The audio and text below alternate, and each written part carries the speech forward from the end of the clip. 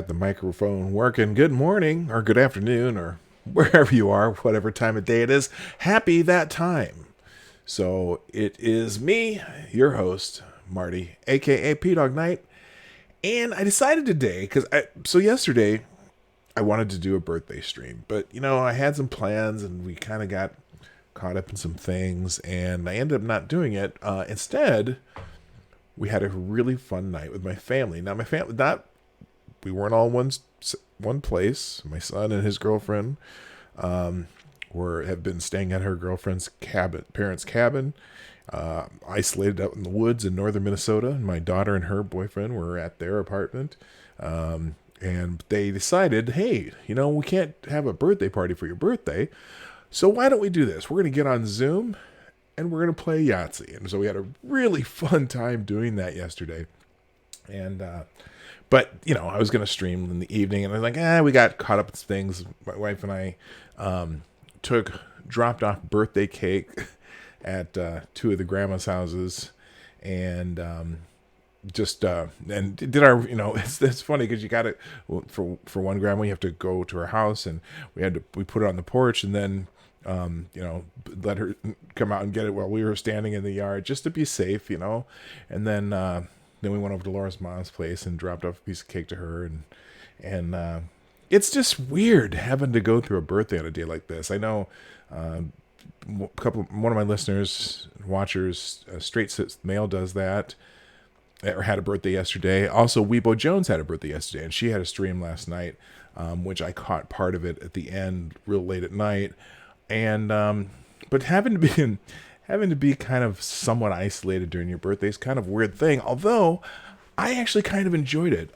Lady Boomer and I went to the store early in the day, and she did up a couple really nice porterhouse steaks, some pasta salad, some fruit, and we had a great dinner. Had these wonderful these turtle cheesecake desserts from this store called Byerly's Lunch. They have an amazing bakery. Had those for dessert.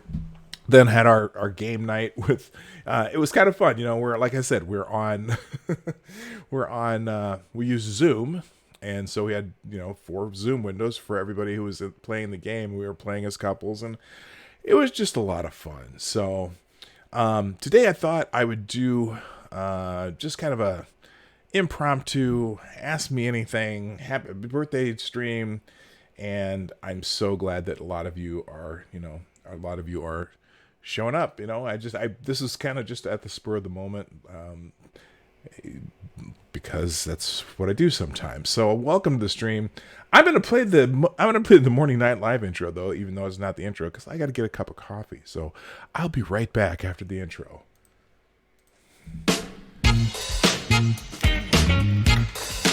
Ladies and gentlemen, coming to you live from the Lucky Dog studio in a hidden location somewhere in the upper Midwest of the United States of America. It's a brother making his own way, but with all the wrong opinions. Welcome to the Morning Night Live with your host, yours truly, PDawg Night.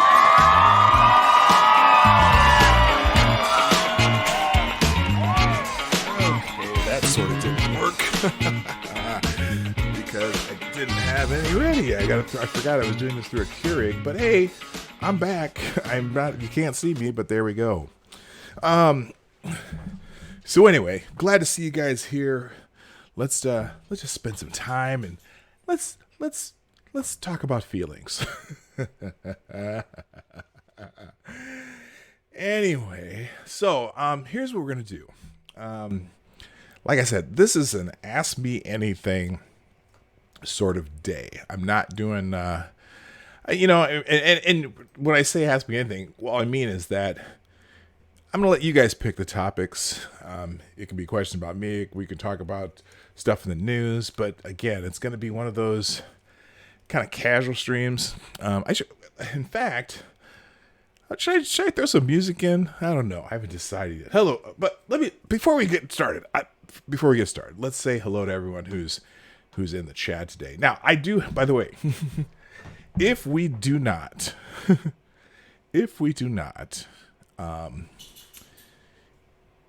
if we don't have topics of the day that you want to talk about, you just want to say, ask me something, that's fine.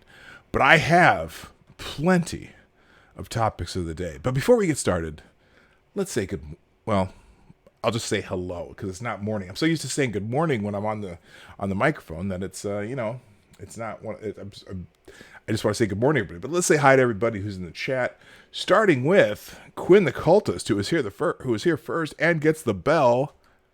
There you go, sir. And good morning, Reese Donald. This is Kyle, Advocatus Diaboli, Dead Kaiser, Altaco Paca, Jay Wolf, Sheagrath, Jaeger Pony, and that's everyone so far. Well, we'll see if people show up.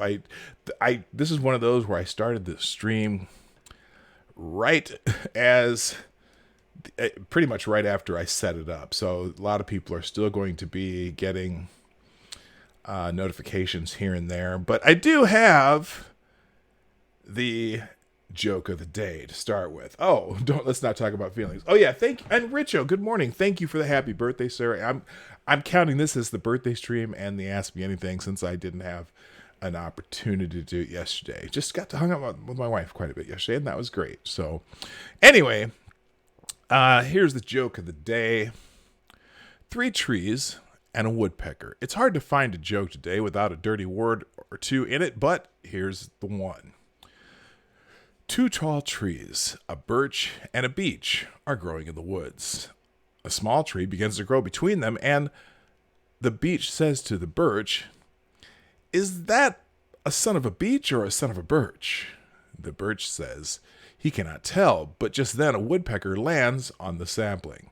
The birch says, "Woodpecker, you're a tree expert. Can you tell if that's a son of a beech or a son of a birch?" The woodpecker takes a taste of the small tree and replies, "It's neither a son of a beech nor a son of a birch. It is, however, the best piece of ash that I've ever poked my pecker into." Oh, Sheagrath, you're more than... Okay, wait. Oh, I forgot the... There you go. Sheagrath, you are more than welcome to provide as many dirty jokes as you want. That was absolutely the cleanest joke you're going to hear on this channel. So there you go. So topic, I can get into a couple topics. And most of my topics I use good morning, Rolling Bear. Welcome to the stream. Hello, how you doing? Nice to see people are starting to roll in. You might get quite a few of those today. Anyway, so now interesting. Here's some news that kind of saddens me, but then again, in some ways, I couldn't care less.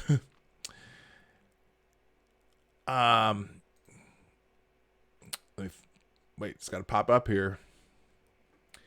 This is a bit sad. Corona Beer suspends production due to the coronavirus. Oh my gosh. The lager brand will not be produced after Mexico deemed it non-essential. What is wrong with Mexico?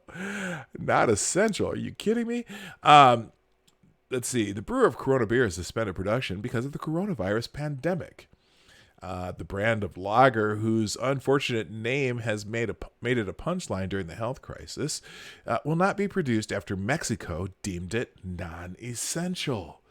Fears of a shortage have prompted panic buying, with pictures from Mexican shops showing trolleys piled up with beer. The brewery, Grupo Modelo, said it was scaling down its operations to a bare minimum in line with the Mexican government's orders. However, the company suggested it could keep brewing beer if its operations were deemed to be agriculture, which is allowed. Hey, beer is agriculture. Thank you. Good morning, Maniac Man. How you doing? So anyway, notice the people. So in Mexico, Corona seems to be as important as toilet paper because people got the carts piled up with Corona. Look at this dude. He's got, oh my gosh, let's see, those are 2 by 2, 2, 4, 6, 8, 10, 12, 14, 16, 18, 20. Dude has 23 cases of Corona on his shopping cart. Oh my goodness. I don't know if that's in Mexico, but whatever. Grupo Modelo, which also exports other brands, including Pacifico and Modelo, said it would complete the suspension in the next few days. The brewery will reduce its operations to a level where they could resume once the suspension is lifted, Grupo Modelo says. The company said that brewing could continue if the guy. Okay, we already talked about that. Agriculture. We're ready to execute a plan with more than 75% of our staff working from home. How do you work from home to brew beer? God. At the same time, guaranteeing the supply of beer. Well, thank goodness the liquor stores in Minnesota have been considered essential because our liquor stores are still open, but they did close the TJ Maxx and a couple other stores around us, and most of the restaurants are just delivering food, no in eating. There are always alternatives if you can't go out. I'm unable to go to the gym, so instead I Google women in yoga pants on my laptop. There you go. Oh, Shiagrath, you will never be in a corner on my stream. That is fantastic.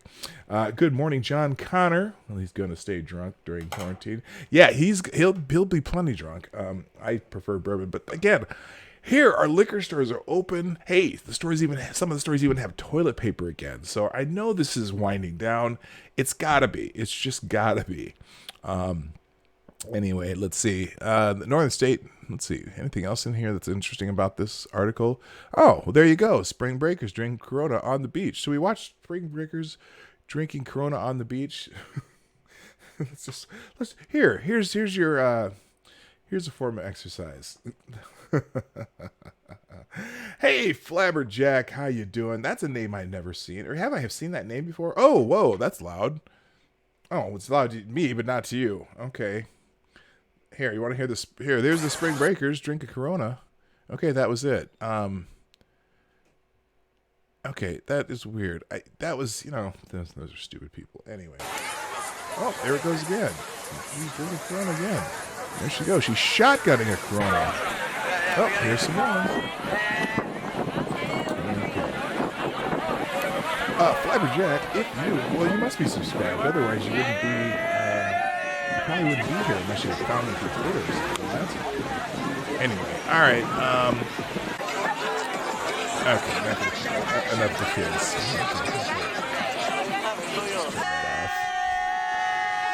All right, so those are the knuckleheads on the beach. All right. So like I said, this is a Ask Me Anything, or if you want to come on, there is going to be a link in the chat. Where if you want to jump in, you can get in the queue. That link is actually, let me put that link out for you here. Just a second. I'll put, oops, how do I do that? There we go. Clipboard and paste. Oh, it's not doing it. What the hell? All right, let's do this. Copy. All right, so this link will show up on its own eventually, but I'll put one in the chat right now in case you want to jump on. Good morning, Lady Boomer. Let's see here. Now, what else? What are other stories here? Oh,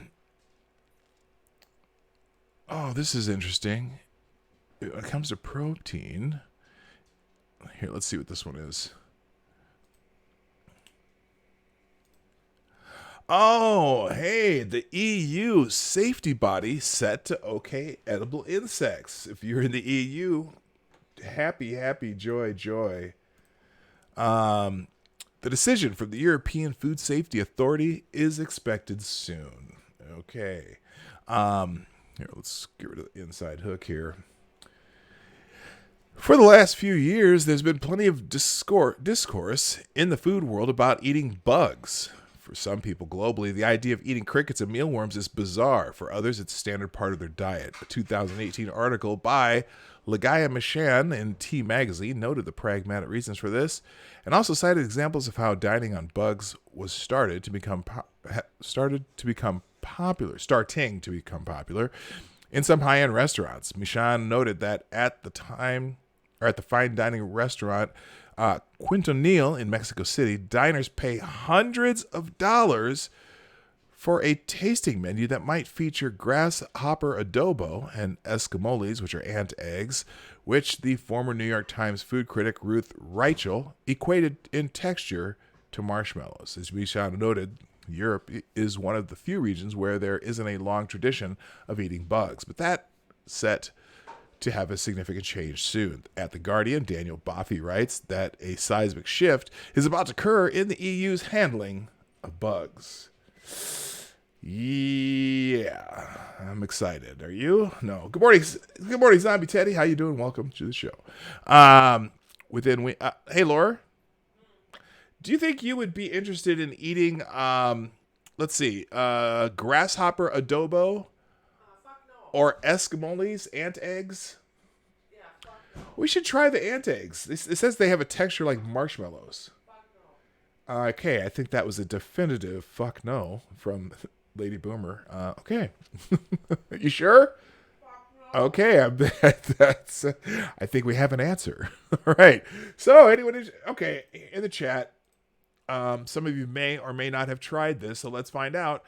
If you have tried eating insects on purpose, as Lady Boomer says, put a 1 in the chat, and if you have not or have no desire to, or would rather stick your head in a flushing toilet, press 2 or any other number in the succession to infinity. Oh, good gracious. And Teddy says Lady Boomer is a good person. There you go. Thank you, Maniac Man, for the happy birthday wishes. Oh, Sheagrath, you have eaten bugs. And Maniac Man also says hello, Lady Boomer. She says hi. I'm pretty sure you can hear her. Say that again. Hi. Okay, you can kind of hear her, right? Okay. Wait a minute. What's with all these people who've eaten bugs? The first 4 people who've answered have eaten bugs. On purpose? Okay, all right. Now, all right. Okay. Oh, you know what? I have eaten grasshoppers, Laura. I've eaten chocolate-covered grasshoppers. I forgot about that. Okay, tell me what kind of bugs... Tell me what kind of bugs you've eaten. Okay, witchetty grubs. What are witchetty grubs? Okay, you're in Australia. You guys eat a lot of weird shit. Just don't eat the spiders because it could kill you. Every spider, almost every spider in Australia poisonous? By the way, good morning, Mad Max. How you doing? What kind of bugs? Fried cricket. Okay. Zombie Teddy, I ate bugs as part of a survival training class. Okay, I can see that. If you're, Laura, come on. If we were on a deserted island, like stranded because a plane crashed and we were the only ones who lived, like Tom, what's his name? Tom Hanks? Yeah. And all there were to eat would be bugs, then you'd eat bugs, right? She's not answering. No. She's saying no. Okay, marinated and dehydrated Japanese beetles. Interesting. What were those like? Fried cricket, chocolate bug. It was a chocolate bug. Yeah, I've eaten chocolate-covered grasshoppers. Grasshoppers and grubs. 4 ribs and beer works. Okay. Good morning, Rolling Bear, by the way. Okay, for survival training. Mayflies. But that was more of a hold my beer moment. Were you in Iowa at the time? Okay, so in no, in My beer, I love it. in eastern Iowa, it's like every 6 or 7 years, or whatever, the mayflies come out. And so I was on a cross-state bike tour called Ragbri. If any of you ever heard of Ragbri, it's a hoot. It's 10,000 people on bicycles rolling across the state over 7 days. Where there are beer gardens and bands every night and pancake feeds every morning. But the last stop in Ragbri is always on the Mississippi River. We were in Burlington, Iowa, and there were just mayflies everywhere, just dead on the ground because it was mayfly season. So that was interesting. Anyway, tasted like, okay, so Seagrath had the what now? Marinated and dehydrated Japanese beetles. Tasted like sunflower seeds. Okay, that's interesting. And grubs and grasshoppers. Oh, you were in the Boundary Waters. Yeah, there's a lot of mayflies up there too.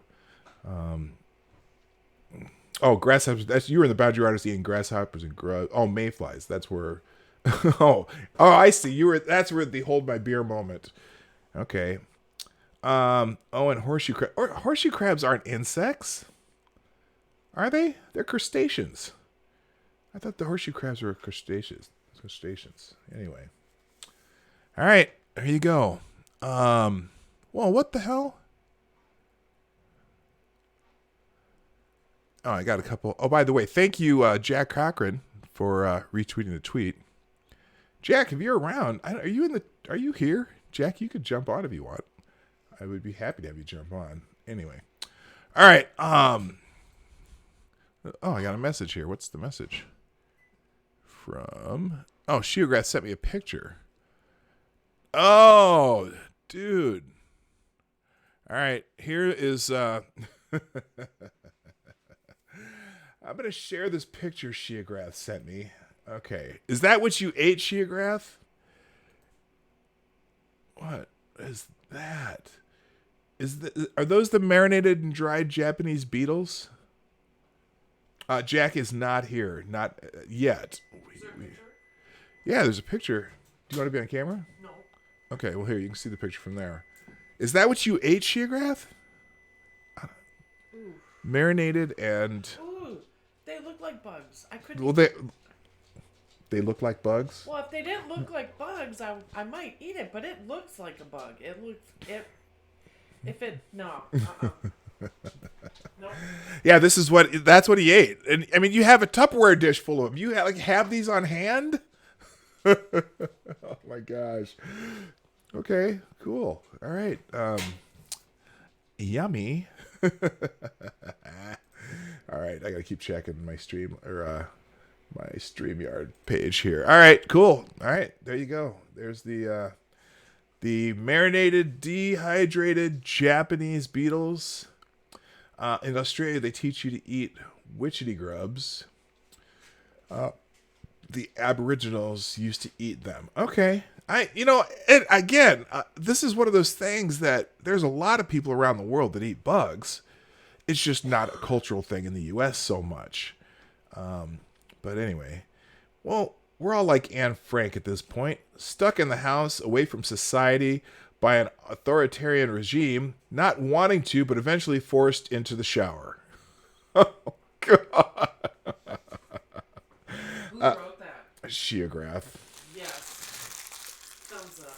Okay, she gave you a thumbs up for that with Sheograth. All right, there you go. By the way, if you're not already following me on Twitter, the link is in the chat. Also, super chats and or donations to this show can be done in the StreamYards link, which is up high in the chat. Says, oh no, by the way, it is an open mic day. The link's in the chat. Also, if you want to get in line, remember to add your name and turn on the microphone before entering the studio, though, so that you will be heard. You can put an avatar, or you can put your face on. I am not that particular. And finally, this show is sponsored by viewers like you. Support the show with your donations in the tip jar. Have your super chats read live on the show, and you can click the link right down there. Oh, thank you. I've left my coffee over there. I have the best wife ever. She brought me my reparations coffee, but like all good white people should do. Okay. All right. Let's find another topic, because this is one of those days where we get kind of rolling topics. Oh, what the? Okay. You're gonna have to see this one. How do you stop this? I can't. Oh, is this a GIF? All right, I'm going to show you this when it starts over here. How do you make a cheerleader disappear? And here we go. She's trying to punch that thing, and oh no! Oh no! She did. All right. Yeah. All right. Let's see here. Damn, that took a turn. Yes, it did. All right. Let's see. Funny. Not safe for work. Well, here's what we're going to do. I'm going to see how unsafe it is first. It's only 2 minutes and 13 seconds. Well, it's on YouTube, so it can't be that bad. It probably just has some swear words. Okay, here's the funny but not safe for work. Let's see if we can put this on YouTube, though, so I can have a full screen. We'll pause this. All right, I'm going to take a chance here, because if it's on YouTube... 35. The Chinese have eaten all... Okay, hang on. I'm taking a chance, and we'll see what this video is.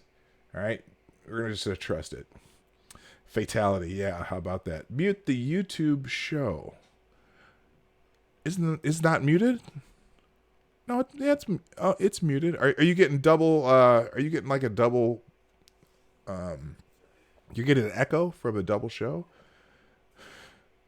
I guess we'll find out after you can answer my question. It takes like a minute before you guys in the chat answer questions I ask, so I'll just have to see.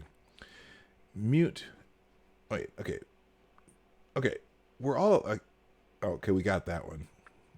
We already told the Anne Frank joke. Yeah, you can put jokes in the chat too. I'll read jokes out loud. But anyway, all right. Let's. Hi Jenna, how are you doing? Welcome to the special edition of Sunday Night Live. All right, let's find this. All right, let's check this out. It says it's not safe for work, but I am going to take the chance of a lifetime. Here's the thing: if it's already on YouTube, I can probably get away with it. So let's see this. This is in space. No one can hear you sneeze. That's what this is called. Here we go. I'm going to hit play. Harvey Weinstein. Uh-oh. I'm feeling there might be some... 2,735. The Chinese have eaten all the animals on the planet. Ooh, even the okay. pandas. Some blind people have been caught eating up the Labrador. Viruses expand by the hundreds. An incredible number of people die. Then the Chinese decided to go in space and look for food. This is... Are we getting a sense of... Who the fuck are those bastards who want to eat us? They're the fucking Chinese. It's a big lizard! They say you look like a pangolin. What? I wanna eat baby Yoda! Look, my friends. There is a planet full of tasty poodles. Okay, let me ask you a question. Is this racist?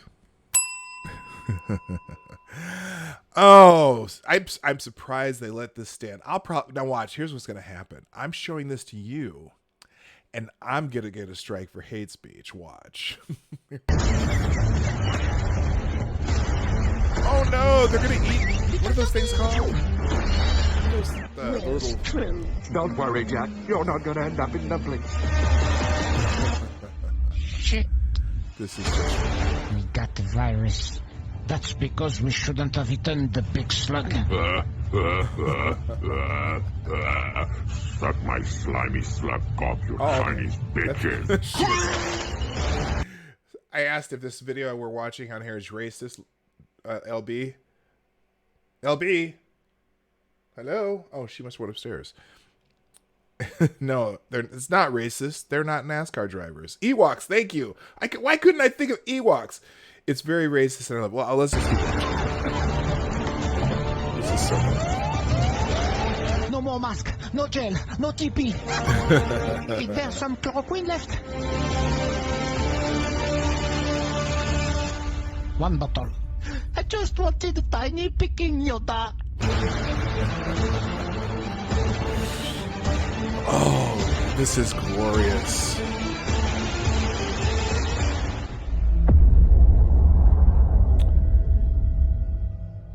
Okay. Rogue Wuhan. Oh my gosh. I am going straight to hell for even playing this. Oh, wait, I don't know. Okay. All right, I'm going straight. Oh, can't play it again. I'm going straight to hell for just even playing that, but that's fantastic. All right, wish I'd thought of it. Yeah, that is funny as hell. Link for the video, sure, I'll be glad to do that. Here we go. It's in the chat, and 3, 2, 1, boom. There we go. There's the link to that video in the chat. That was fantastic. All right, let's see what else we got today. Gender inequality. Hey, babes, don't be nags. Oh. Yeah, you know, coronavirus, women hit hardest. Here is the Malaysian government giving advice about the coronavirus, and it's very important advice, and I think that all women should take this advice. Lady Boomer, are you listening? There is advice from the Malaysian government about how to deal with the coronavirus. Would you like to hear that? It's advice for women. And you are a woman, so I think you should hear this advice. Malaysia has the largest number of COVID-19 cases in Southeast Asia, with more than 2,900 and counting. This week, the Malaysia's government also had a serious public relations issue after an ill-conceived plan went online. Malaysia's Ministry for Women, Family and Community Development issued a series of online posters on Facebook and Instagram with the hashtag Women Prevent COVID-19. It advised the nation's women to help with the country's partial lockdown by not nagging their husbands. The ministry also advised women to refrain from being sarcastic if they ask for help with household chores. It also urged women working from home to dress up and wear makeup. It's extremely... this apparently the people were upset about that. Now, I just don't know why. Anyway, quote, it's extremely condescending to both women and men. Nisha Sabayanagam, a manager at the advocacy group All Women's Action Society, told Reuters. These posters promote the concept of gender inequality and perpetuate the concept of patriarchy. Are you following this? You got makeup yesterday for your birthday. That's it. Wow.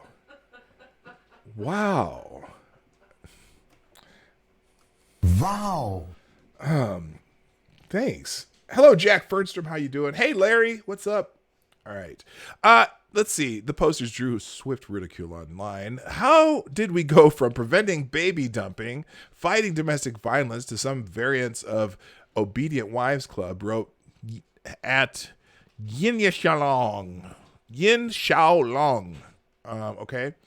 Avoid wearing home clothes, dress up as usual, put on makeup and dress neatly. Oh my God, this is what Rena, our Minister of Women and Family and Community Development, thinks is important during a COVID-19 lockdown. Tweeted Honey Yan. All right. Anyway, so I don't know. I can't read this because it's in whatever language they speak in Malaysia. But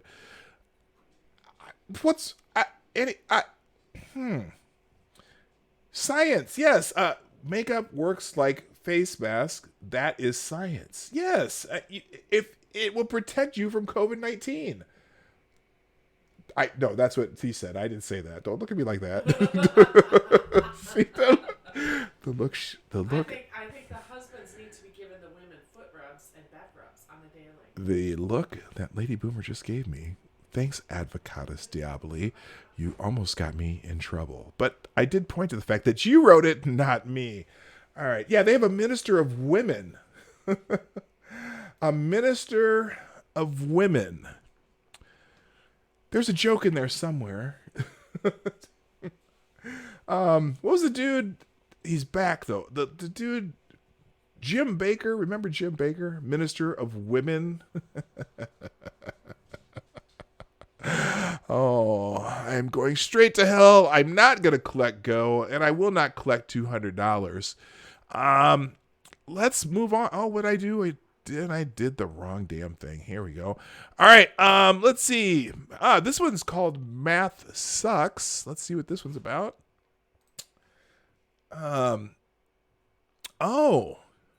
Northampton's truck-eating bridge strikes again. This should be interesting. Northampton police are reminding drivers again to be mindful of traffic signs. Police were called to Bridge Street Railroad overpass in downtown Northampton shortly after 6 a.m. Thursday after a trailer truck from out of state struck the bridge. Unfortunately, people put too much faith in their GPS sometimes, Northampton police said in a post shared on social media. The driver was cited accordingly. The bridge is regularly the scene of crashes with trucks failing to heed the warning of its sight. Here's a picture of the problematic bridge. Oh, wait a minute. There we go. So this truck got caught under the bridge. Truckers, you got to be safe. Hey, good morning, Seamus Derby. How you doing? Or good afternoon. I forget it's afternoon. Yeah, so there's the truck that got stuck under the bridge. That is never a happy occurrence. Seems though this now it says low bridge 11 feet. Does the trucker not know? Does he not believe the signs? I don't know. My trucker guys out there, don't you know? You know when not to go under a bridge, right? Aren't you kind of required to know what the height of your trailer is and things like that? I would think. I would. I don't know. I wouldn't trust that. Anyway, that kind of sucks. All right, what else we got here? There's a bunch of them on here today. Oh, we're all in this together except for Erica. Oh, this is okay. So one of the reasons I had to, well, not had to, but one of the reasons I got on here, I wanted to get away from the stupid people on Twitter talking about coronavirus, but I got a feeling this is a stupid person. Oh, this is a Karen story. Okay, here we go. Condo residents calls cop on doctor testing patients in the parking lot. Now, let's see if this is a real doctor or a fake doctor, because there was a fake camps, or not camp, there was a convenience store. I can't remember what state it was in, where some people set up a fake testing site. They had tents and they had they're wearing hazmat suits and gloves and all this stuff, and they were putting swabs up people's nose. They were charging them $240 each and told them that they were getting their personal information, and they said they would be sending them results, but they were fake. Not a good time to scam people during something so scary. But anyway, during the coronavirus outbreak, healthcare workers are being hailed as heroes. But one Arlington doctor had the police called to her office this week by a resident who was outraged. I said outraged that she was conducting in-car COVID-19 tests in the building's parking lot. Dr. Lillian Hunt, who owns a ground floor office condo at the Chatham Condominium building, located a mile south of Boston on whatever, here's the address. She says she started testing her patients last Monday as soon as my commercial labs could give me the test kits. I started testing because the patients and colleagues with exposures and or viral symptoms could not get tested by the overwhelmed public sector. When Arlington announced public testing the prior week, I sent an order to a patient who returned from Europe just before the international flights were restricted. The patient had a fever of 102, dry cough, sore throat, severe malaise. She drove to the site across from WL High School, but was unable to get the test done due to excess demand. Despite her testing protocol reportedly following health department guidelines, some condo residents were incensed and wrote complaints to building management. An Arlington Health Department spokesman did not respond for requests for comment. Management received some emails yesterday from residents with a concern about the doctor testing patients in their vehicles in the parking lot, said a notice sent to residents this week, adding that the Condo Association board and its attorney have been informed of the situation. One resident went so far as to call the police. That resident, whose first name is Erica, let's just change that to Karen right now. Good morning, all you need. Erica reached out to ARL now. Shut up, Clifford. Anyway, with her concerns. Now, look, if I all right, chat, we're going to have a chat here. What would you do? I mean, people are coming, they're in their cars. It's not that they're getting out and walking into the condo. I don't know. Would you complain about that? I suppose I could understand the concern for bringing potential COVID-19 patients right up to your doorstep. That's a tough one. I don't know. Anyway, thank you, all you need. I appreciate the happy birthday wishes. Yay! Anyway, that's a tough one. Let's see. Just go on and on and on. Yeah, it goes on and on and on. Here's Erica. Here's Erica's Facebook post, I guess. Yeah, I don't know. I think this is public service, if you ask me. Here's Karen's Facebook post. As you all know, I need some, like, hang on a second. I was gonna throw some. Oh no.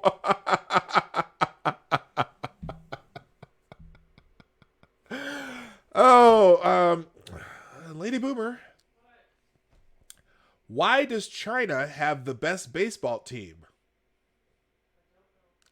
They took out half the world with one bat. Oh, shit. What's pink, black, and has 17 nipples? The trash can outside Moonshock's cancer ward. Oh, dude. Dude.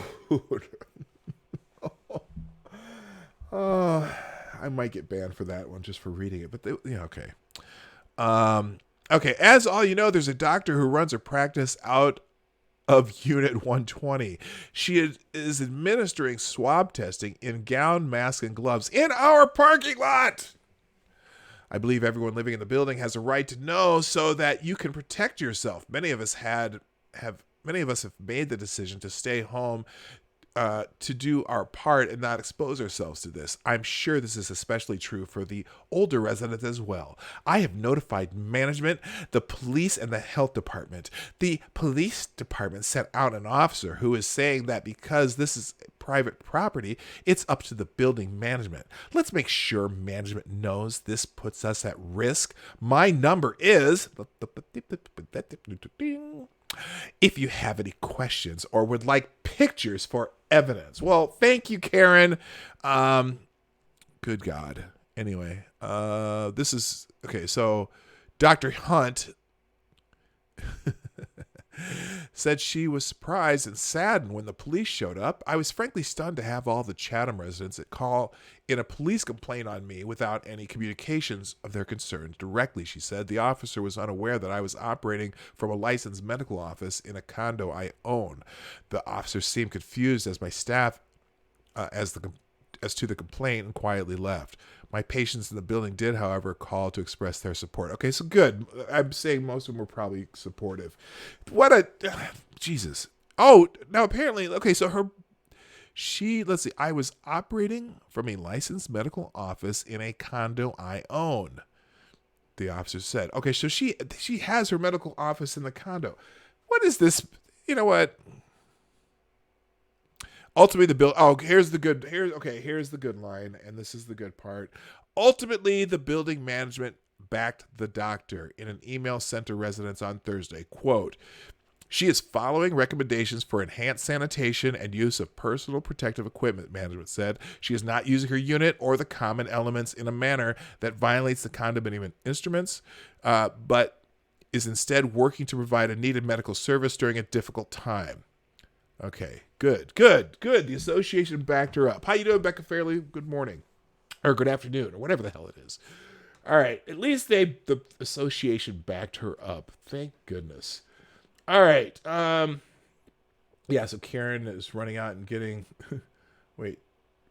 within 6 feet of these people driving up. Yeah, that's exactly it. She's not. She's just... Anyway... Be gone, Karen. All right, what else we got? We're going to skip that. Oh, well, this is weird. Here's... I don't know if these are Darwin Award winners, Genius Award winners, but here we go. A couple morons. What the hell? Oh, that's one of those pop-ups came up. All right, here we go. Gender reveal sparked a 10-acre brush fire, officials said. Even with burn bans in place, fire officials in Florida... Oh, it's a Florida man story. Rock on. And good morning, D.I. Freighter. How you doing? Even with the burn ban in place, fire officials in Florida have already seen an increase in fires, including a Saturday blaze that was reportedly sparked by a gender reveal celebration. We were informed that it was caused by a gender reveal using tannerite and a weapon.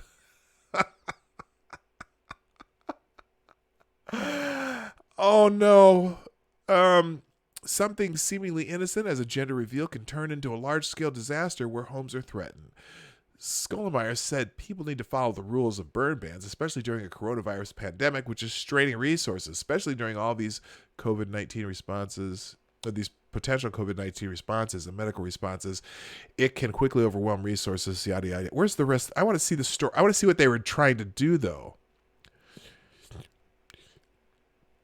Again, it involved using tannerite and a weapon. Didn't this happen last year too? What's the date on this? No, this is March 31st, 2020. This is a few days ago. Well, here, let's watch the report. Let's see if they have a video of the report here, or of the event. Right now, a burn ban is in place in Brevard County. Firefighters say they are seeing an increase in brush fires due to the lack of rain. Just this Saturday, a 10-acre fire in southern Brevard County. Oh. No, I don't want a Target ad. Find Easter gifts for everybody Get off my and save $10 when you spend $50 on toys and games. Save on toys now through Saturday at Target. Okay, here we go. Began when a gender reveal party was mixed with explosives. Now, the caution that their actions are asking people to be cautious, and they say things like this create more problems during the coronavirus pandemic. Especially during all these potential COVID responses and medical responses, it can quickly overwhelm resources, and by that I mean it will leave no resources available to respond to those medical calls when needed. The Brevard County ban on open burning comes with a $500 fine and possible jail time. All right, never mind. Enough of that. So anyway, that was that. What's I have an EpiPen. My friend gave it to me while he was dying. It seemed really important to him that I have it. Huh? I don't. What? Anyway, tannerite is a binary explosive that can be triggered by impact of a bullet. Okay, well, there you go. Well, at least it's a binary bullet, not a non-binary bullet, because we really want to know. It's a gender reveal. You got to have a binary bullet. Actually, that deserved a... All right, let's see. What else?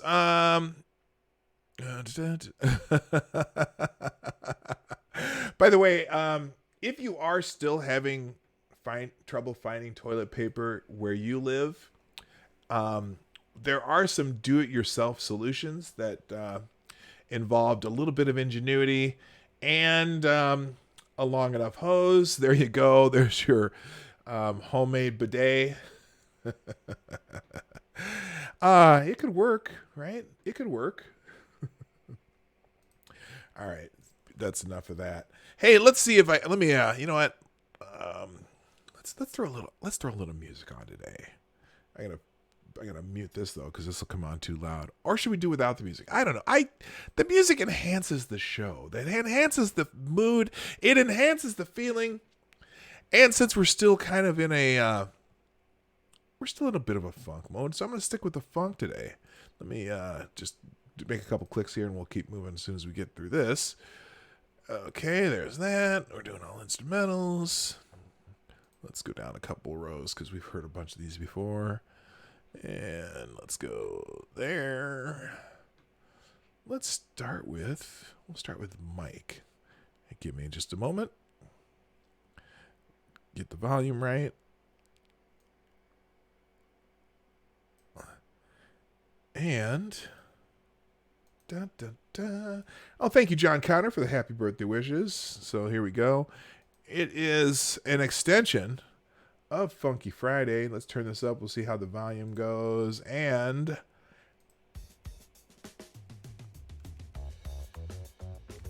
okay, that volume worked out. How you doing? Genders used to be like World Trade Centers. There used to be 2 of them, but now it's a sensitive topic. Sheetograph comes through with another funny. Awesome. All right, let's see. Let's try a little more recent stuff here now. Let's see. I'm going to skip this page here. Let's see what we got from the weekend. Oh, okay. Another bad idea in San Francisco. Imagine that. Let's see what this one is. How long is this? Is this long? How long? It's not too long. Let's learn about another bad idea in San Francisco. I left my heart in San Francisco. All right. As the United States continues its pause, shuttering businesses and public spaces in order to prevent transmission of the coronavirus, residents are compelled to shelter inside their homes. Meantime, those who live on the streets remain outside. San Francisco is well known for its persistent homeless population, made up heavily of drug addicts and the mentally ill, or both. For now, individuals congregate in tents and encampments, and drug suppliers continue to deal. But by the way, hello, Keenan. Thank you for the happy birthday wishes. Was it a shit idea? Yeah, it's going to be a shit idea. Before COVID-19 struck, San Francisco officials took no meaningful action to address the squalid conditions under which so many homeless people live. They threw money at the problem, but the problem grew. Homeless activists and some city leaders have argued that living on the street is a right, but today it presents a serious public health dilemma. How will officials get homeless people to comply with social distancing requirements? And what should they do with those who've contracted the virus? Well, the city is working to set up Moscone Center as a shelter, a sensible idea. An even better one would be to revive the recently closed... Oh, we have a super chat from my friend Cryptic. Thank you, sir, with a... Oh, dude. Okay, I'm going to pause our San Francisco joke with the super chat from Cryptic. Thank you, sir. Hello, Six and Cryptic and Mr. Scott, by the way. Cryptic says, what do you call a gay person who gets a third-degree burn during sex? Lady Boomer, are you listening? Okay, she must want to... Huh? What do you call a gay person who gets a third-degree burn during sex? LGBTQ. Ah.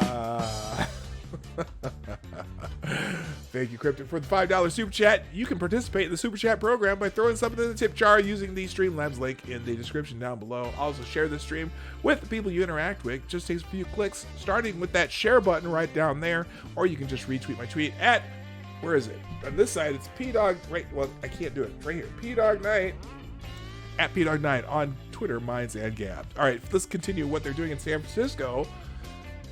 Oh, Lord. The city is working to set up... Okay, we already did that. I'll just read it again. The city is working to set up the Moscone Center as a shelter, a sensible idea. An even better one would be to revive the recently closed California Pacific Medical Center Hospital campus and erect MASH-style medical units. These would allow for closely monitored and efficient care. In fact, the city could use this as an opportunity to provide... to provide intensive and integrated treatment, including substance abuse services. However, the fine mayor of San Francisco, Mayor London Breed, and the Human Services Agency came up with a plan to route over 3,000 people currently living in shelters and navigation centers into hotels. The city is planning to put thousands of physically and psychologically sick people into private hotel rooms in some of the most luxurious hotels in San Francisco. The Intercontinental, the Mark Hopkins, the Palace. Occupants would receive 3 meals per day, hygiene products, and access to nurses. There's a joke in there somewhere, too. Hey, Lady Boomer, what was the name of that hotel we stayed in San Francisco? Do you remember? It was a really nice hotel, though. Even though it was a weird setup, it was old. I don't know if that was one of them. At first glance, the plan appears to be sensible. The shutdown has devastated the hospitality industry, and hotels stand empty. Filling rooms with guests of any kind is attractive for hotel owners, especially since tax dollars will foot nearly all of the bill. On closer examination, however, serious problems emerged. According to Matt Haney, a city supervisor actively promoting the proposal, occupants would be quarantined to their assigned rooms and be required to follow strict rules. But many of these future luxury hotel guests are hardcore drug addicts. How will the city manage their drug needs during the midst of a pandemic? Harvey concedes that intravenous drug use presents a major challenge to the city's plan. It's likely, for instance, that many guests will overdose in their rooms. Others may detox alone in agony. And we have another super chat from Cryptic. Oh, we have another joke. What do people who get mad about school shooting jokes and school shooting victims have in common? They both got triggered.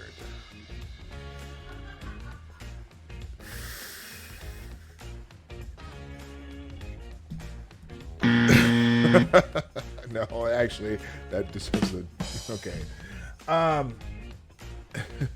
Okay, I just... That's a groaner. Okay, let's see. Providing addicts with access to maintenance medications. Oh, no! Others may detox alone and in agony. Providing addicts with access to maintenance medications such as Suboxone or methadone is a good idea, Haney says, yet these treatments require precise administration. No one has figured out the logistics of providing drug treatment to thousands of addicted residents who may not be interested in receiving it.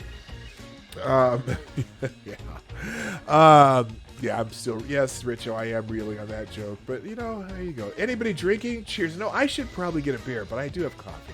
It's all good. Hello, Seamus 30. I'm sorry, Seamus at 6. I already saw you. Anyway. Additionally, if the hotels are quarantined and see, are they going to let the drug dealers in? I was thinking about that before they wrote this. If the hotels are quarantined and drug dealers aren't allowed in, what will prevent the contagious residents from leaving to score the substances they seek? As cravings intensify, violence may erupt that could put hotel staff and other occupants at risk. Armed security guards patrolling the halls and buildings might be required to keep the right people in and the wrong people out. Could the police be expected to maintain order and prevent antisocial drug addicts from leaving their rooms? Oh, hell no. You know they can't. Apparently, the city will offer some type of case management, but there's already a dearth of needed homeless services, including high-quality psychiatric care. Treating this service-resistant population is challenging under the best circumstances. It's not going to be a perfect system. Oh, you think? You don't think it's going to be a perfect system? Oh my gosh. Wow, that's weird. Oh, you know what I forgot? I was going to, every time someone said happy birthday, I was going to do one of these. So thank you for all the people who've said happy birthday so far. The last one was, who was that? Was it, well, I can't remember. I said thank you to somebody a minute ago, and I can't find it now. 3:30 a.m. here. Oh, and you don't have any bourbon? Oh, that's too bad.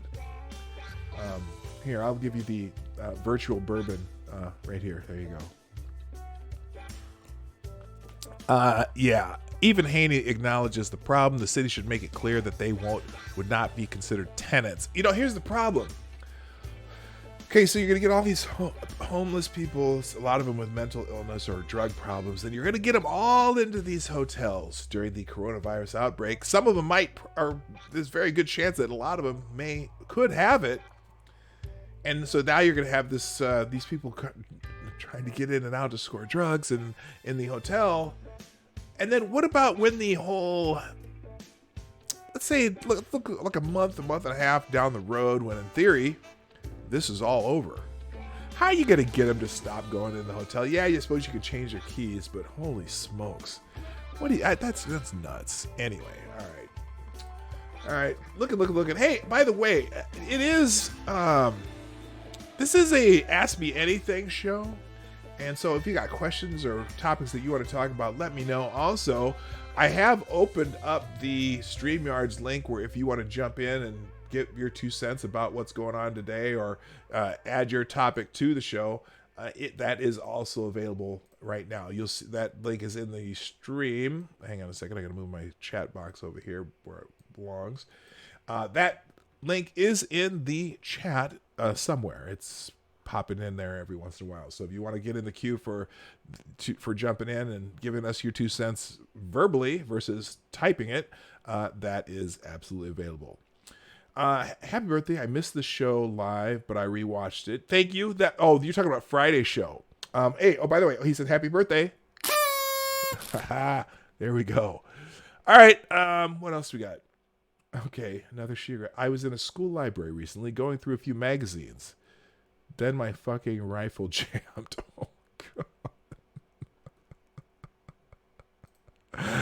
Oh, God. Oh, that's just terrible.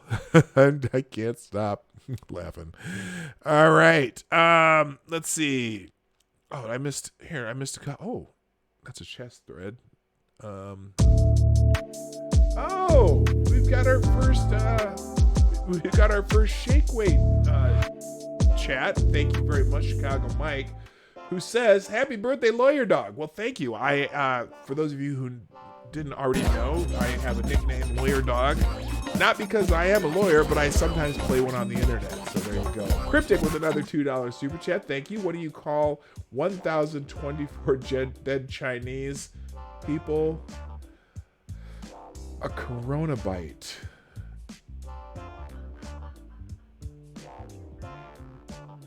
I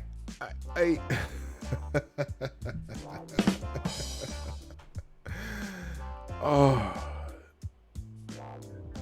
you know, if it was one over 1,024 dead Chinese people, there's an Elizabeth Warren joke in there somewhere, but I can't think of one right now.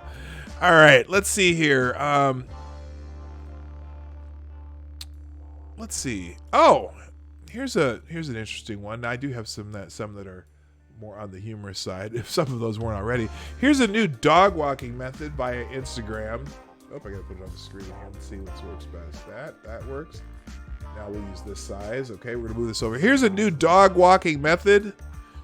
This is awesome.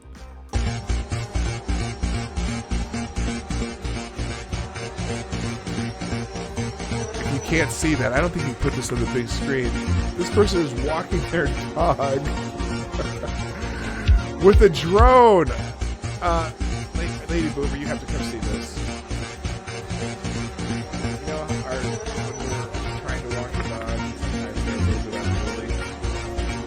Yes. Check out this new method here.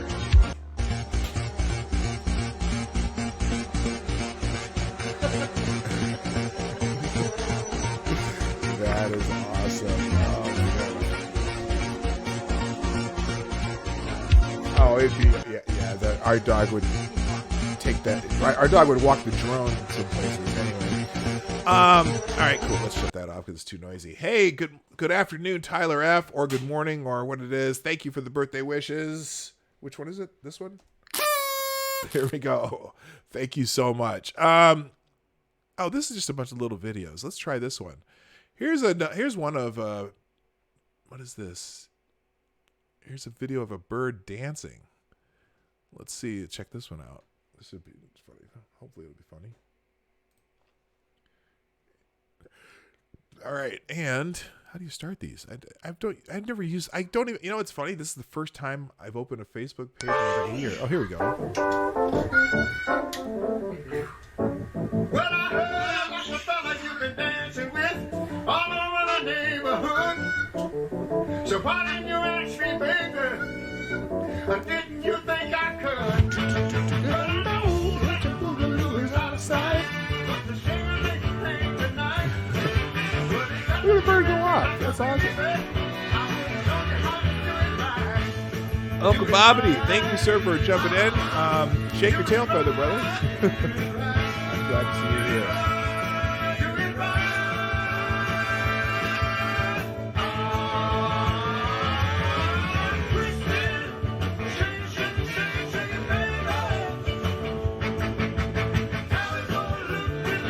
Oh my gosh, it sounds like the bird knows the song.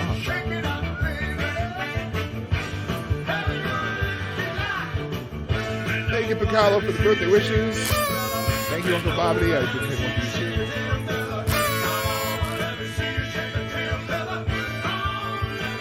Alright, I think that's enough of that. Okay, we don't need to hear the whole thing. But that's cute, seeing the bird dancing. Alright, let's see here. What is going on here? This now usually. Alright, here's another one. This one's only 11 seconds. This will be okay. Oh!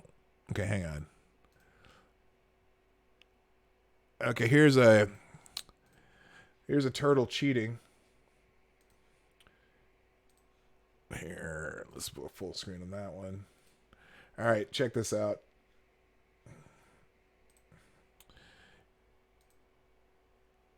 Not froze, of course. Give it a second.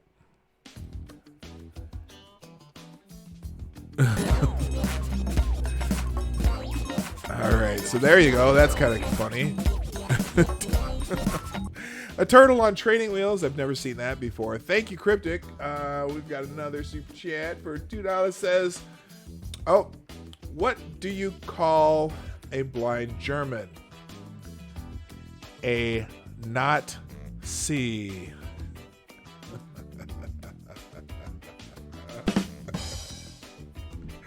Oh. How dare you? Okay, we're gonna move on here. Let's see. This is just, I don't know where these random little videos came from. Oh, I got some newer notifications. Let me do a quick thank yous to Irate Prostate and to Becca Farley for tweeting out the show today. I very much appreciate you doing that. All right. PDawg, you should show the China is asshole full clip. If you have a link, I'll do it. Good morning, Smarty Bear. Also, thank you. I'm here just driving around looking for TP. We found TP the other day. Good morning, Smarty Bear. Hello, Duck Dog. How many times has this bird seen the Blues Brothers? I know. The bird was like kind of in the theme of the music, right? Hello, Chicago Mike. How you doing? Cryptic, go sit in the corner. Yeah, there's there's some of these jokes. But I'm gonna, you know what? This is an impromptu show. It is a Ask Me Anything show. It's you pick the topic show. If you have a topic or an article or whatever, you can throw it in the chat. Because I can do that. You can throw it in the super chat. You can jump on the show if you want to. There's no one in the queue right now. If you jump in the queue, though, make sure you let me know you're there somehow in the chat, because I'm losing track of I'm not really paying attention to the Streamlabs link. So just you gotta do that for me. I wonder if there's a way to do this. I wonder if I can move this here. Oh, here I can. Well, no, I can make I know I can make this smaller, and maybe I can keep track of that better. Yeah, I can't. Oh my gosh, the beauty of modern computing. There you go. And I can watch the chat, and I can do this. Okay, I'm smarter than I look. All right, there we go. All right, so let's see what else I got. Let's see. Nothing says I have a total faith in God than the bulletproof glass on the Pope's car. Hey, did you see? Did you notice Palm Sunday today? And really, it's just this whole Corona apocalypse thing is really strange, man. The Pope having to do Palm Sunday Mass alone. I think they have some video online. I'll have to see if we can find that. Also, I got him. Oh, thank you. Looks like, let's see. Oh, here we go. All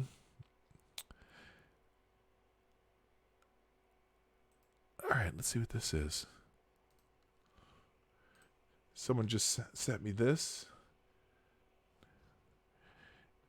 Okay, so oh gosh, here we go. This is from CNN.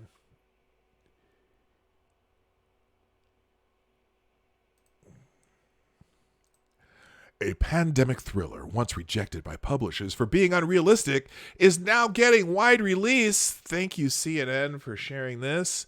A book by Peter May called Lockdown, a crime thriller that predicted a world in quarantine.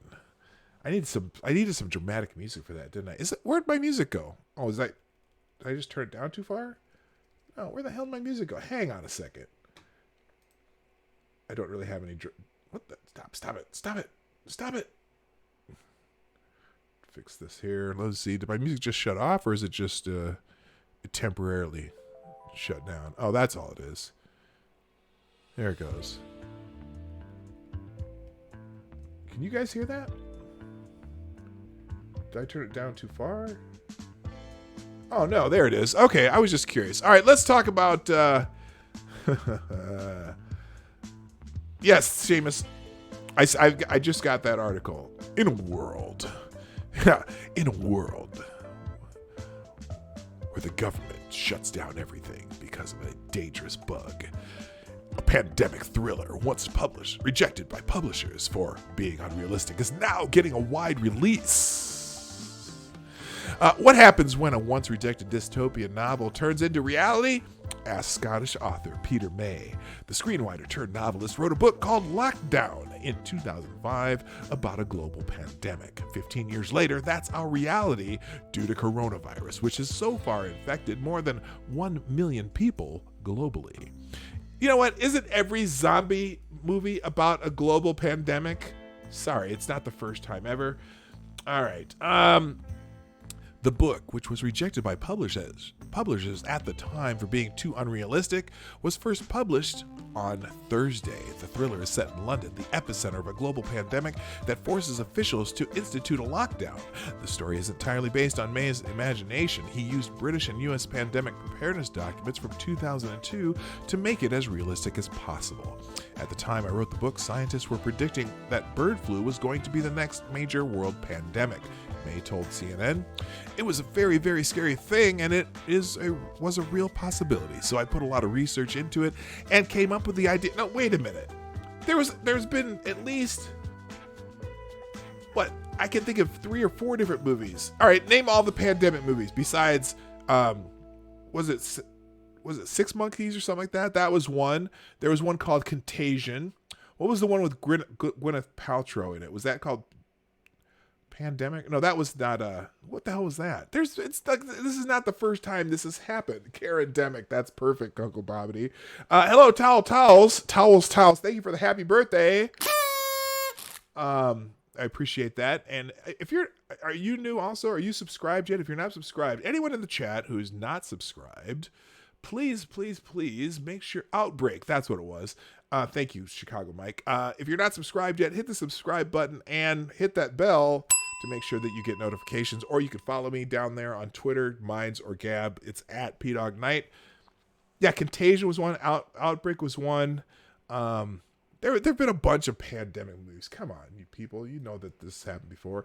Anyway, so his book is now being published. Years ago, dismissed the novel as extremely unrealistic and unreasonable, May said. So he put the book on the back burner and eventually forgot he even wrote it.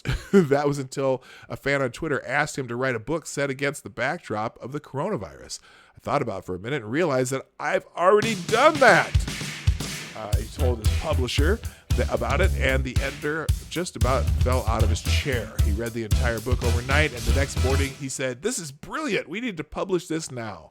Lockdown, available only on Amazon UK, is being sold in Kindle format and will be available as a paperback and audiobook on April 30th. So if you have a VPN, you could probably buy that on Amazon anyway. But I'm sure that book will sell quite a few copies. Thank you, Cryptic, for another $5 super chat with the message: toilet paper sold out around the world due to coronavirus. Seems like people can't handle this shit. And that was the wrong one. Let's do that one. All right. World War. Yeah, look at all these. Yeah, there's a whole bunch of movies. Strain. Oh, 7 Monkeys. Wasn't that the movie was 7 Monkeys the one with Brad Pitt? I don't know. That was like, oh no, that was the one with Dustin Hoffman, I think. I don't know. Anyway. Outbreak, Contagion, Strain, World War Z, 28 Days. There are all kinds of movies like that.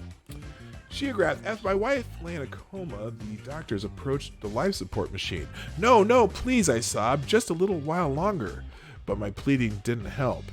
They woke her up. Oh, God. Pandemic is a series on Netflix right now that is following teams that were trying to find a new vaccine that would eliminate all flus. It's actually pretty good. We started watching it.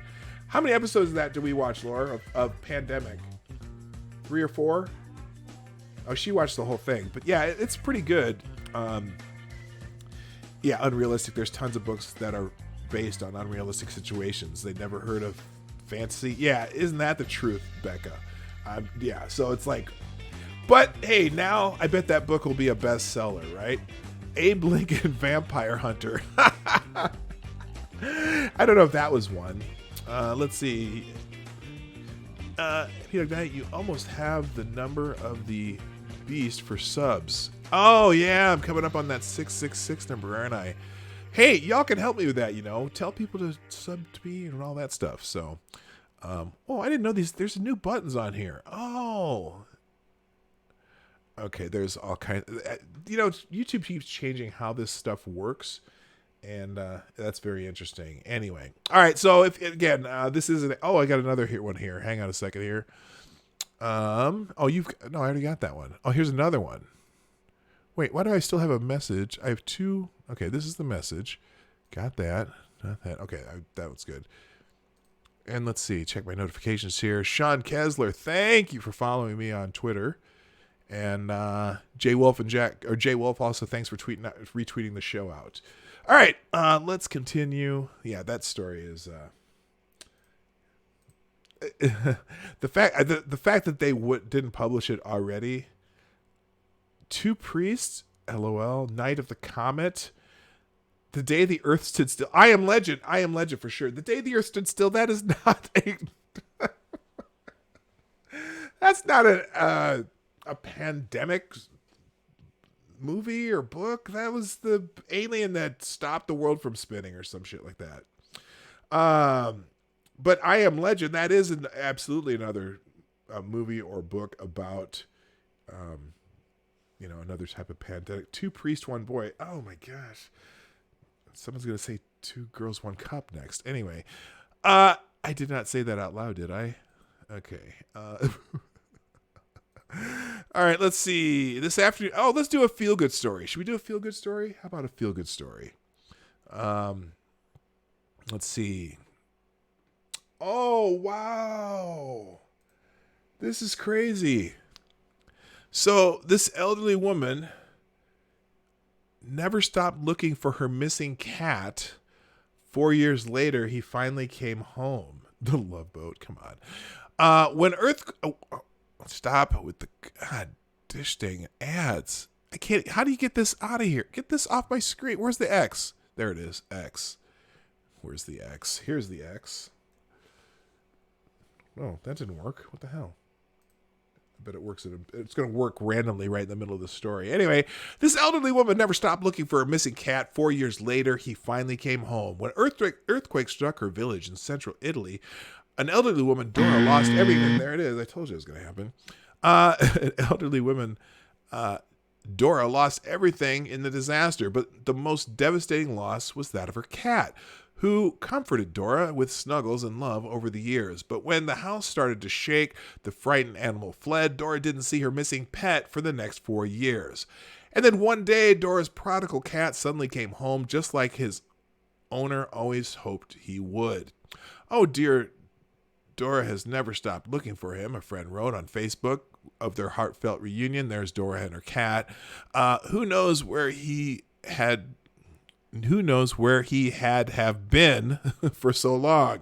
Fortunately, this person also captured this remarkable reunion on video, and it's one of the cutest things we've seen in a while. Here they go.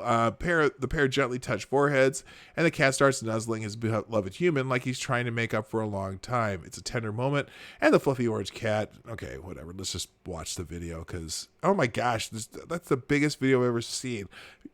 Who puts this in their article? Here's their she meaning Doris, or reunion with Doris. I can't do anything about the size of the video because it's giant. Unfortunately, there's a sad ending to this story. Doris has caught coronavirus and has passed away, so now the cat has to find a new owner. Okay, that's not true. That was really bad. I shouldn't have said that. I do feel bad. That sounds like a Sheograth joke, doesn't it? It's terrible. And let's see. Meet the pet, morons. Here's our pup. Okay, I don't know why he put this on here, but I'm going to show it to you anyway. Here's our pup, Tilda, now at 6 months. She's obstinate, selective hearing, restless, and walking her is like dragging a 50-pound bag of cement down the sidewalk. I will never give this dog up. We love her. Tilda at 6 months. That's someone named Ace. So Tilda's a typical puppy. Congrats on the newest family member. If you're wondering why I'm telling you pet stories, this is one of the pet threads on this particular website. We're going to skip this. All right, enough pet stories. Let's find something else interesting. Go sit in the corner, PDawg. Yeah, I should go sit in my own corner. That was terrible. The cat is passing on toxoplasmosis. Oh man, Omega Man was. Oh, Omega Man. That, you know what? So that's what the movie. What's the movie? The Will Smith version of that is I Am Legend. Yeah, Omega Man. I remember seeing that when I was a kid. It was starring Charlton Heston. And what a strange movie. And then they based I Am Legend on Omega Man. Omega Man was the book too. In fact, I think there was a version of that even before the Charlton Heston version in the 70s. But I can't remember what that would be. All right. There's a version of a mask that people are making. Let's see. March mask theme, sew masks for medical professionals. Let's check this article out here. This is from parade.com. Let's see if it fits the screen or not. Yes, it does. It's giving you how to sew a face mask to overcome the shortage during the coronavirus pandemic. I don't think I need to read this, but if you are interested... this is good information, actually. This info is accurate at press time, and we're continuing to update our coronavirus coverage as we learn more. Face masks are essential for medical personnel treating coronavirus, but many first responders, doctors, and nurses don't have the face masks that they need, and the consequences can be deadly, with one doctor in Seattle already passing away from the illness. Many, if not most, first responder agencies are concerned about the ongoing supply of masks, said Shannon Somdahl, MD, board certified doctor in both emergency medicine and emergency medical services, told Parade. Clearly, there's a rush in ordering these items. One of my fire agencies has contracted with a group to start sewing masks for our department in the event that we run out of our supply and can't acquire more through normal ordering avenues. That's becoming a reality rapidly, Dr. Savandal said, in part because of consumers and patients panic buying surgical masks. There are CDC and FDA guidelines on how to handle the mask shortage for the medical profession, but everyone can do their part to quell the shortage and save lives. So here's what it is. First of all, the question, are homemade masks safe? The answer is it depends. The purpose of the mask is to provide droplet protection. It's all about the size of the particle you're trying to block. Protection for COVID-19 requires a standard droplet protection, so you can use fabric that isn't permeable to droplets. A mask, and then a homemade mask would work. It does not need to be airtight. It just needs to provide the barrier. All right, so this is good information, but I'm not going to read this whole story, but I will put a copy of it in the chat if you want to do a little more research on making your own masks. Did they include instructions on breathing? Well, no, I think the more important thing about this title or this article is what type of materials you should use. And they do have, looks like they have some mask patterns on Twitter that you can use. So if you're, that's from Instagram. And if you want to make them cool looking, you can do like they did in this picture here. All right, let's make some cool looking masks, but I don't care what it looks like. I just care if the damn thing works. So anyway, all right. By the way, like I said, today's open line, whatever today is, open line Sunday, so to speak. You can pick topics. You can throw topics in the messages, or you can jump into the thread or jump into the show by clicking. There's a StreamYard. Let's see. The open mic message from StreamYard's in the chat has a link if you want to pop on and say hi or put your 2 cents in verbally versus typing it into the chat or wherever you want to type things. There are a couple guys with 3D printers making reusable cartridge type face masks. Yep, I've seen that too. Check the DMs. Okay, we'll look at the DMs. Find we have a new one here from Shiograth.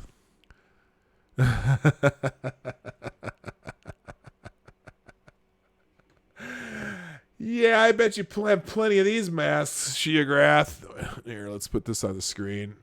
Here's the perfect, and I mean perfect, mask made from a Crown Royal bag. All right, that's awesome. I'm not sure, again, the only, like she said, with this particular disease, you just need to be able to protect yourself from droplets. So I don't know why a Crown Royal bag wouldn't work. And it's quite fashionable, right? Hello, Lindsay. How you doing? There is no such thing as late on this stream because it was impromptu, and it's the topics are provided by you, the viewers of the. Well, I was going to say the Morning Night Live, but this is a special edition of Sunday Night Live. Please bring your jokes, bring your topics. You can throw them in. You can either DM me, you can send them via Twitter. I'll go into the hashtag in a second.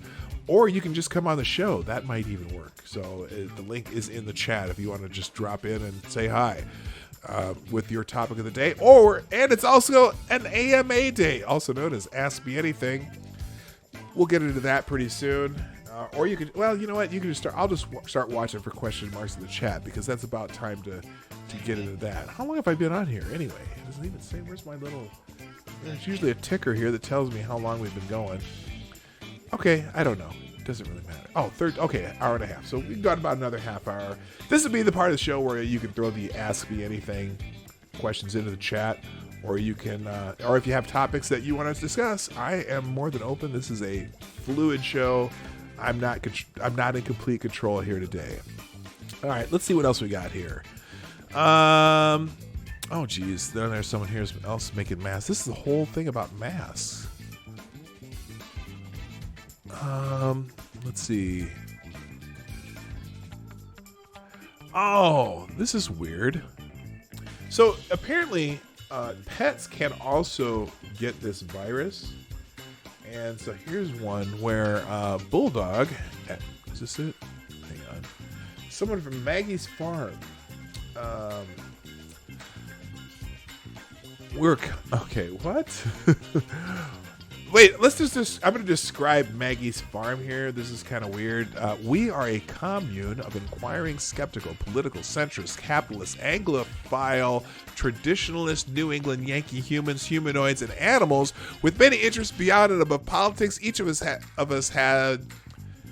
has had a high school education or GED, but all had ADD, so didn't pay attention very well, especially the dogs. Each one of us does quote, try my best to be just like I am, end quote, and none of us enjoys working for others, including for Maggie, from whom we receive neither a nickel nor a dime. Freedom from nags, cranks, government do-gooders, or government and do-gooders are two different things. Control freaks and idiots is all we ask for. So not so long ago, I shared my views on COVID-19 and the lockdown. I still stand by my often misunderstood position. And I feel after this is over, I'll still stand as having a well-developed viewpoint. Meanwhile, as we sit in the midst of all this, I am now officially 3 weeks working from home. The COVID numbers have continued to rise, the deaths have risen as well, and the news media has ratcheted up the fear factor as high as possible that they have. Even my sister down in Florida, where even she admits nothing is happening of any note, is freaking out and running scared. Well, today I chatted by phone with her and shared with her something I'll share with all of you. I am COVID-19 positive. I found that out yesterday. Let me share some of my personal thoughts and some of my doctor's comments. Wait a minute. This is supposed to be about a bulldog. Anyway.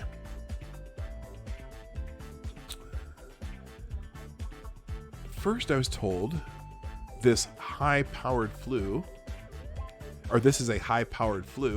by 3 different doctors who checked me or spoke with me. Okay, you know what? I'm interested now. It's a first-hand account. By 3 different doctors who checked me or spoke with me. Second, no, there's nothing we can do unless you have respiratory distress, so please monitor yourself carefully.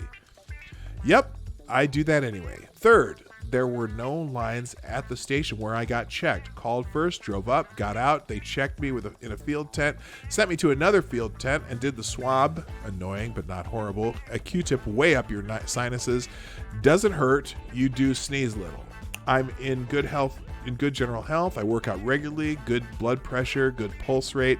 Not an ox by any standard, but I'll keep up with most people my age and probably surpass them, 55 plus, in case you were wondering. My first hints of the virus were on Tuesday, March 24th. A little coughing, a lot of mucus, etc. Not a dry cough. By Thursday, Mrs. Bulldog. Okay, that's just, okay, Bulldog must be a acronym. Mrs. Bulldog was saying, "You're coughing too much. I don't want people on our walks to think you have it, so stay home." Fine, I stopped taking walks. I had started to have headaches, sinus, anyway. The headaches got worse. By Friday, my head was pounding, the cough was persistent, and it was dry. No fever, no rash. 3 days of, diarrhea began.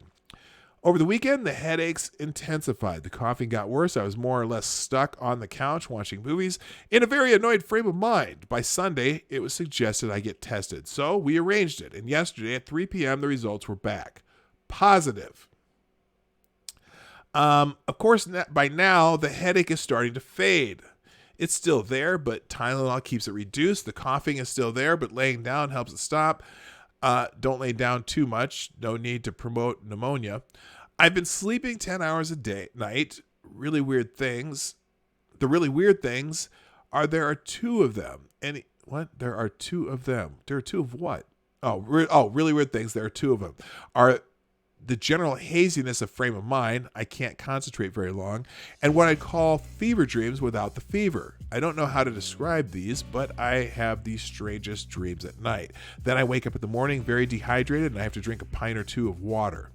My doctor voiced concern over the number of cases, but also pointed out it's just a flu that's worse for at-risk people. You're not at risk. Stay vigilant, take care of yourself, and you should be fine. So if this were the normal world, I'd take 2 to 3 weeks off work and then get better. Instead, I've had 3 weeks off based on current protocol. I will have at least, if my symptoms play out normally, 3 more weeks off because my office says 2 weeks after cessation.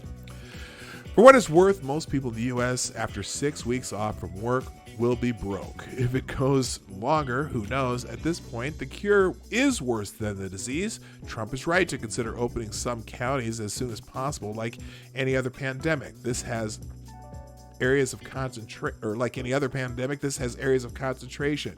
We can limit exposure to those regions and keep the rest of the nation working well.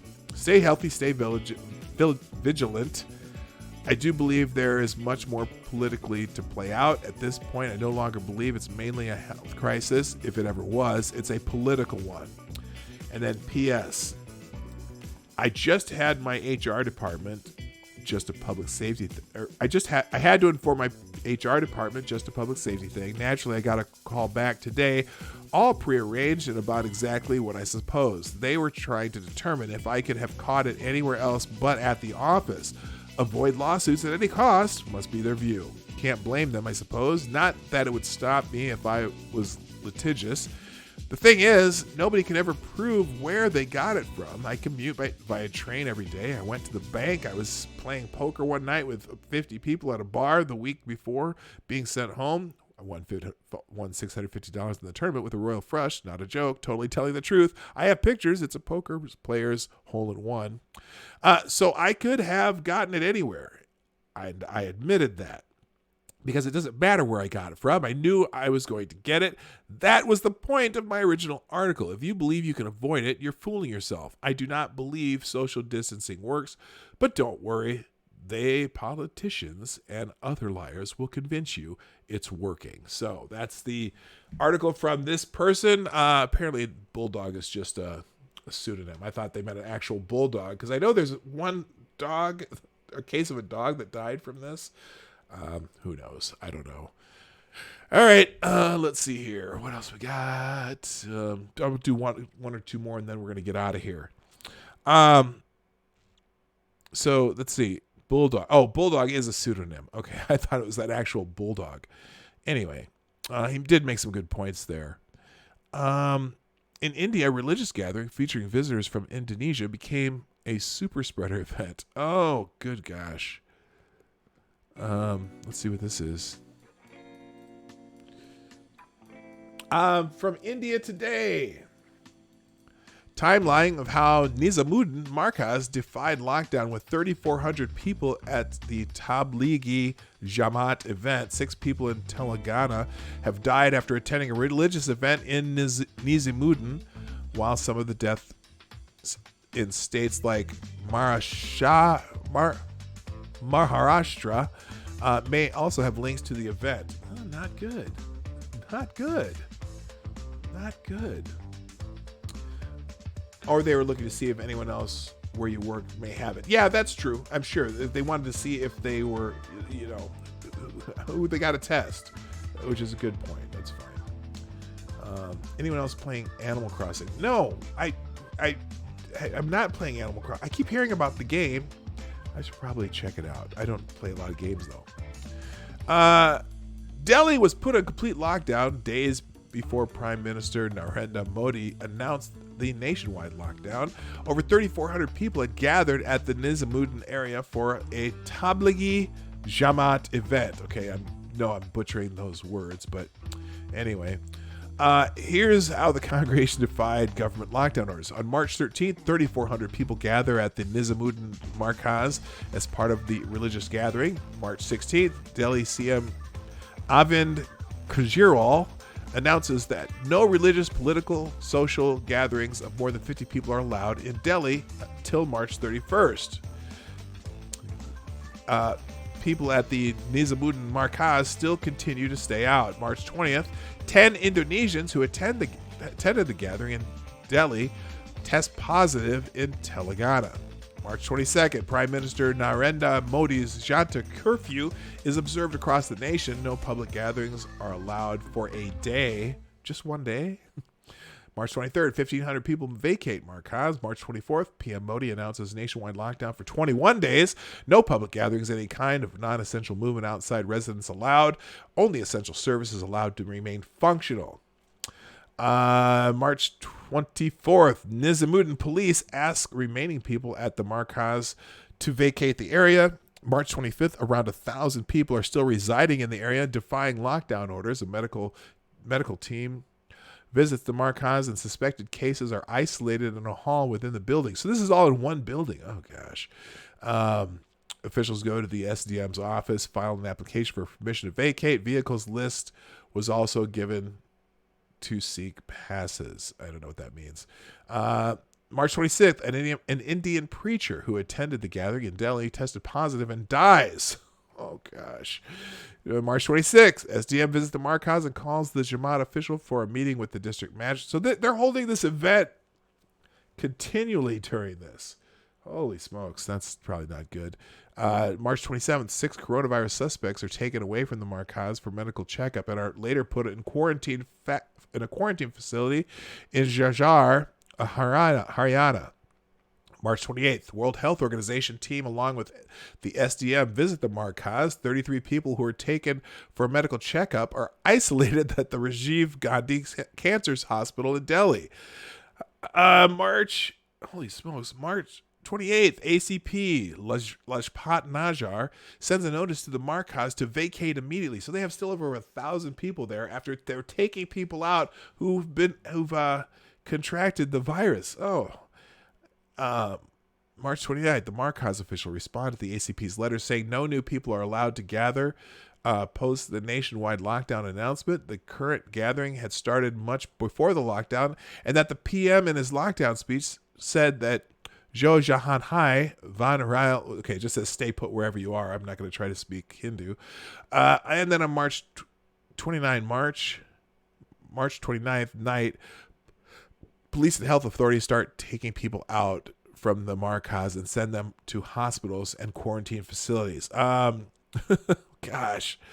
Delhi police claim that they sent 2 notices to the mosque committee, but they still didn't mend their ways. Notices were sent on March 23rd and March 28th. Sources said on March 23rd, around 1,500 people were sent to their respective states from the markaz. However, it's not clear how many of them were coronavirus positive. The mosque committee said that they wrote a letter on March 23rd to the police seeking permission for vehicles so that the people could be sent away. Holy smokes. Don't want to be around that. All right, real quick. Midnight in Exile. What's happening? How you doing? And, all you need, you tweeted me something fun. All right, so we're going to do the notifications here. We're going to get into the hashtag, and then we're going to get out of Dodge. Here's something from All You Need. Is that full screen? We'll full screen it so you can see the whole thing. 50 ways to beat COVID-19. Don't hop on the bus, Gus. Stay away from the pack, Jack. Sneeze into your sleeve, Steve. And to keep virus free. Stop touching your face, Grace. Stay back 6 feet. Keep washing your hands, Dan. And heed the DC. Don't visit your Grand Jan. Wipe down every toy, Roy. Don't hoard all the food, dude. Please buy sensibly. Just use some Perel, Mel. Keep wipes in the hand, man. Don't listen to the John Don. You don't need more TP. This isn't spring break, Jake. Stay home if you're sick, Dick.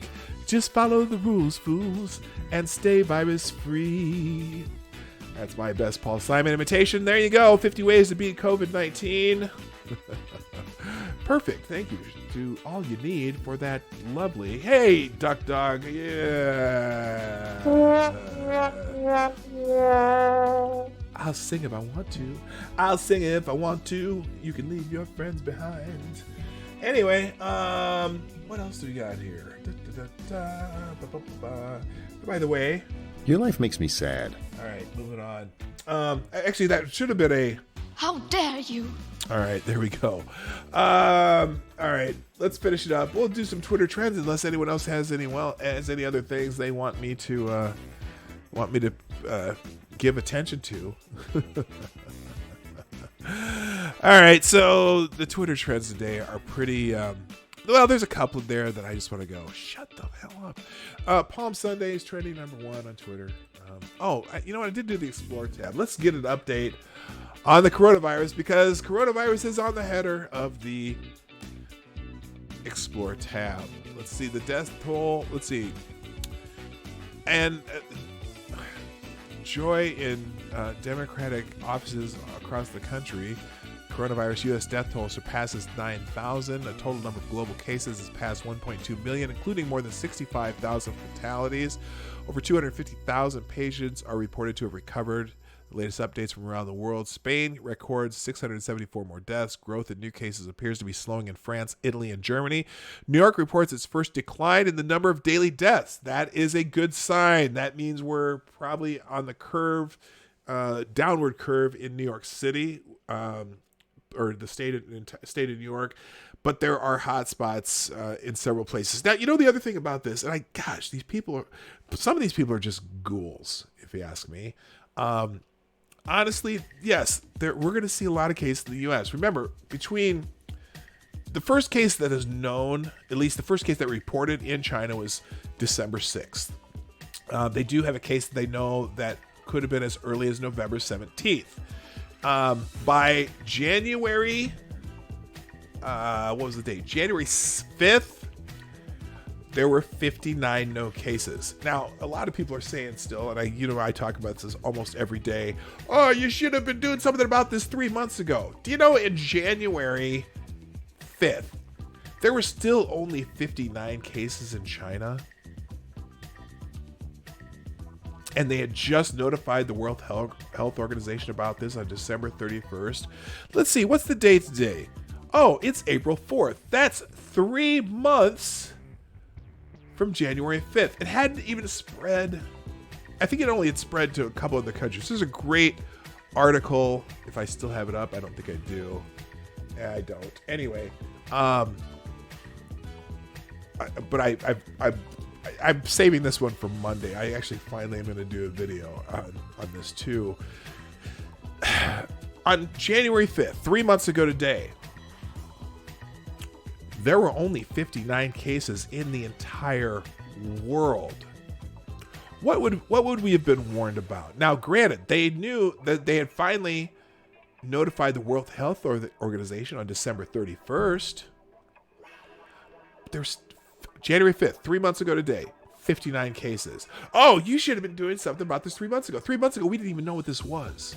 We didn't know if there was yet. It would be a month before they realized that there actually was human-to-human transmission, or at least by the end of January. So think about this.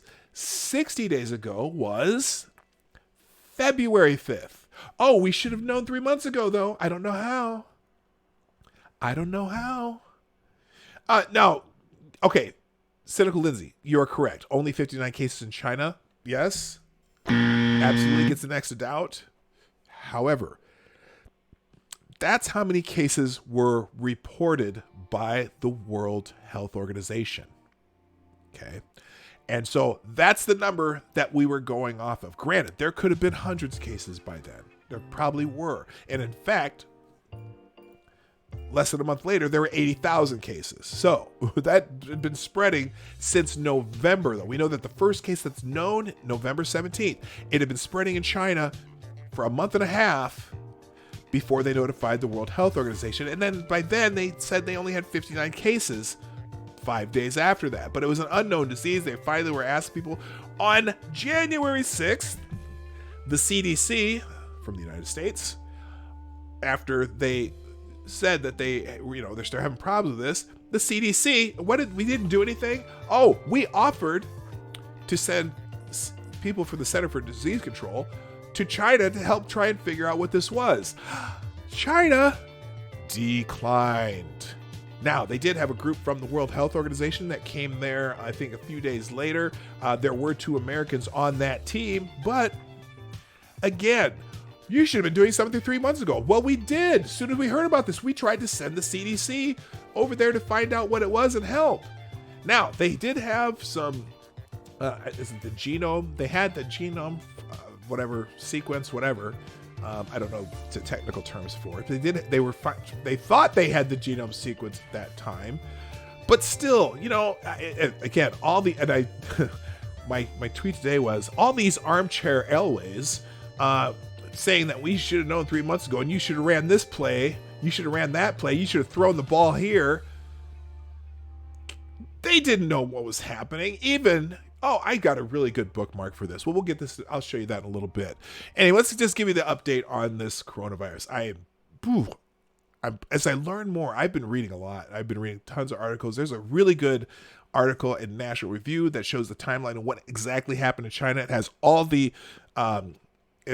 reference right in the article. You can click the articles. I'll bring that out. I'm bringing that one out on Monday, just FYI. So you'll get to hear this my rant Monday is going to be good. Very similar to the rant I already have, but now I have receipts.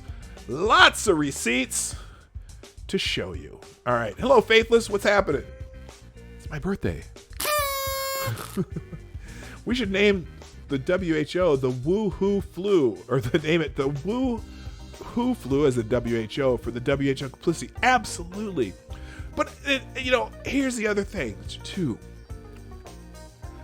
I don't know if the WHO as an organization, if they should have been believing China or not at the time, given the information they know. We know that China was suppressing the information from getting out. That's a fact. There's no doubt about that. But again, you act on the information you have, not the information that we don't own crystal balls that work. There's a joke there somewhere.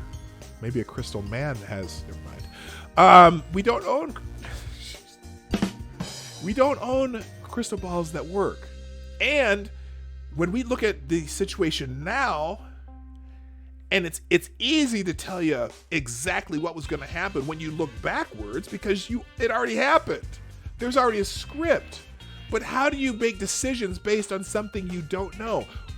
People are still saying we should have been doing something 3 months ago. Well, we did offer to help by sending this. We offered to send people from the CDC over there to help study what was happening on January 6th. That offer got rejected. We did when the World Health Organization was telling us there's no evidence of human-to-human transmission.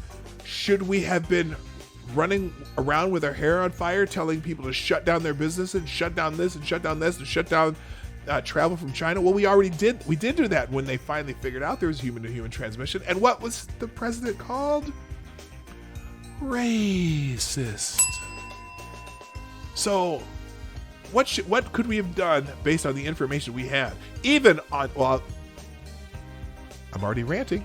This is for Monday. Stop. New York reports first decline in number of deaths. That's a good news. That means that area may finally be on the downward slope of that curve. Tokyo reports over 100. But Tokyo's have gone up again. 100 new daily cases. This is Bloomberg News. New York reports its first decline in deaths from COVID-19. Britain faces a tighter lockdown after cases rise. Commuters in Jakarta have to wear masks. The daily numbers, 1,210,800 cases, 65,810 deaths globally.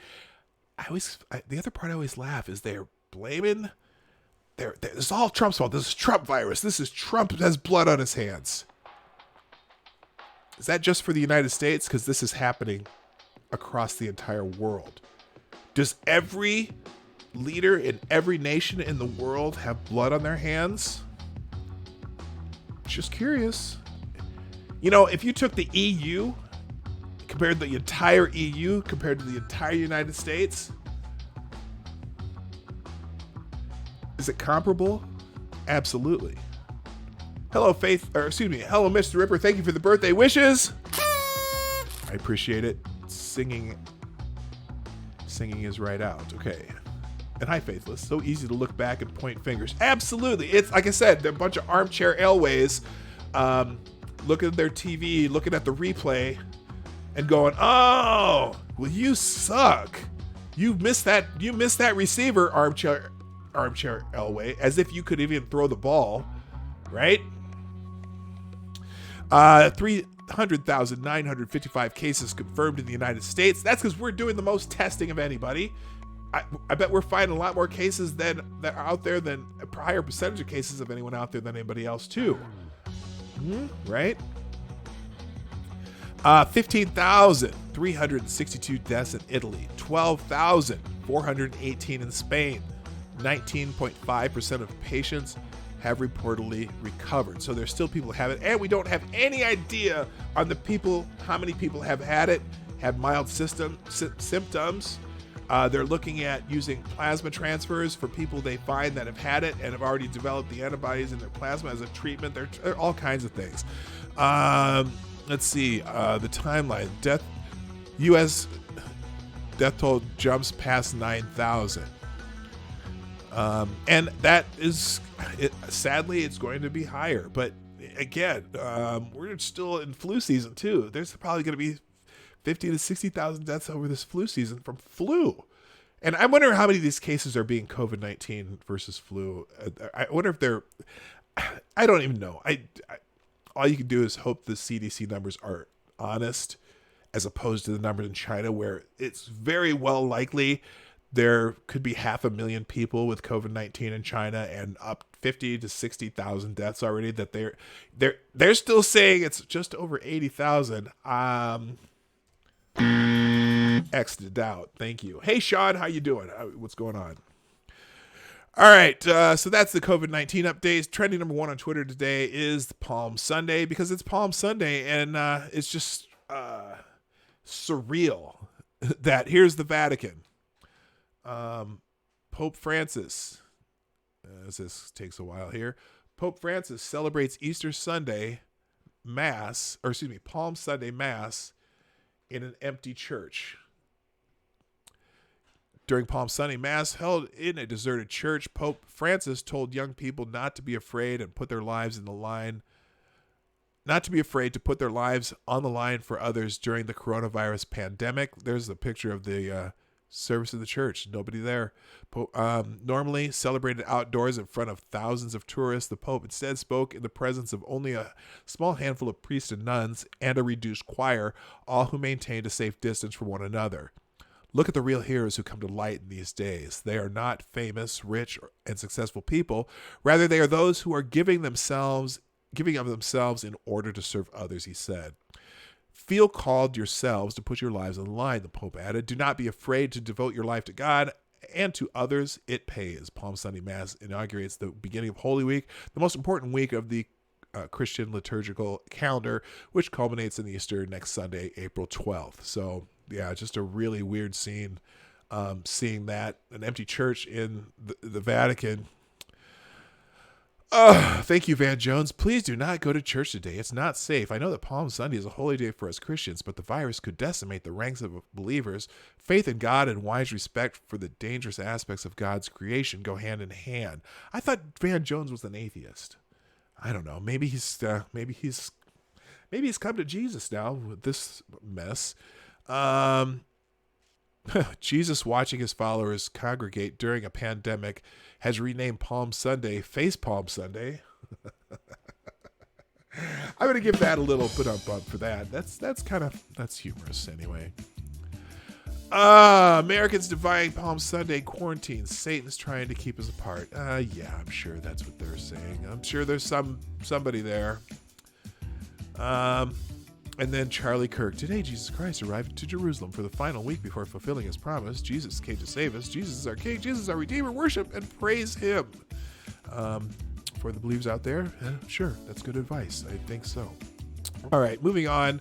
I think that like 4 of the top 5 have to do with Easter. Oh, quarantined queers is trending. Yay! Oh, where is it? I forgot what these are. Let's try this. Yes, quarantined queers is trending. Good for them. Let's see what this is. I'm afraid to click this. Is this going to be not safe for work? Why? Why is this trending? Quarantine and chill, anyone? Quarantine queers. Happy Sunday. Today is quarantine queers. Every sexuality, gender. Okay, in the LGBTQ spectrum is valid and invited to join, spread positivity and hope in times of despair. Like I said, I'm afraid to scroll too fast. I got a buffer there. I don't know why. Boy in yellow quarantine. Okay, I don't care. There's another day they do this all the time, where it's like something, post yourself, and then they post the fact that they're virtue signaling that they're gay, as if that really is the first thing I care about. Anyway, trending number 3 is Pablo Sanchez. Who is Pablo Sanchez? Let's find out. Pablo Sanchez, and it isn't even close. Okay, there's a question. Oh.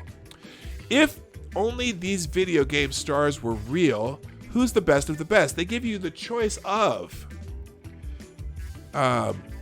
it's not even close. It is Pablo Sanchez. So the best fictional video game athletes here. We're gonna vote in our chat too. Best fictional video game athletes. Your choices are Wii Sports Boxing Matt, John Dowd from NVB Baseball, quarterback Eagles from Tecmo Bowl. That was if you've ever played Tecmo Bowl, that Eagles quarterback wasn't it based on Michael Vick? And you couldn't tackle that quarterback. Alex Hunter from FIFA 19. Stretch Monroe from NBA Street. That is a good one too. But Pablo Sanchez from Backyard Baseball. That is the one for sure. Afro Thunder from Rumble and 2K My Player NBA 2K20. No, Pablo Sanchez from Backyard Baseball. That was a game that I enjoyed. In fact, I think I annoyed my son because I was always playing that. He wanted to play it. Anyway. All right. Pablo Sanchez. Yeah, you know. Oh, NBA Street blocking some of your favorite players. Okay, that's actually live footage from somebody blocking. Oh, dude. Who is that doing all the blocking there? It's kind of like almost as good as Mutombo. Anyway. All right. Pablo Sanchez. Ichigo Kurosaki. Oh, Little Mac. Where's Little Mac? Broadway. Oh, Broadway Joe was a good one too. Broadway Joe. They don't even have it as a choice. That's a really good one. They're not doing the same thing as everyone else in their group. No, I know they're all different. They're from all different sports. They're all different games. But Pablo Sanchez might be the greatest video game sports figure of all time. All right. Sunday thoughts as opposed to Sunday thoughts. Let's see what's here. There might be a Sunday thought in here. Who knows? Tulsi Gabbard says, "It is a new day, a time to reflect, breathe, and focus on what is most important. In these trying times, it's too easy to slip into darkness. Try to focus on your health and conscientiously care for others. Sending you my warmest aloha as we all #stay home, #Sunday thoughts." Now, I think that is a fantastic message from the former presidential Democratic nominee candidate. That's a great message. Very, very, very, very. It's just a great message. No politics in it. No hate in it, like some of these people want to hate. But I think that's a great message. That's a good Sunday thought. Here's another one. This is a blue-gray gnat catcher. These cute little guys aren't much larger than a hummingbird. I love their little buzzing sounds. Sunday thought, cuteness overload. Oh, but then we have Ms. Krasenstein, which is one of the Krasenstein brothers. I don't know if it's Brian Krasenstein or his uglier twin brother.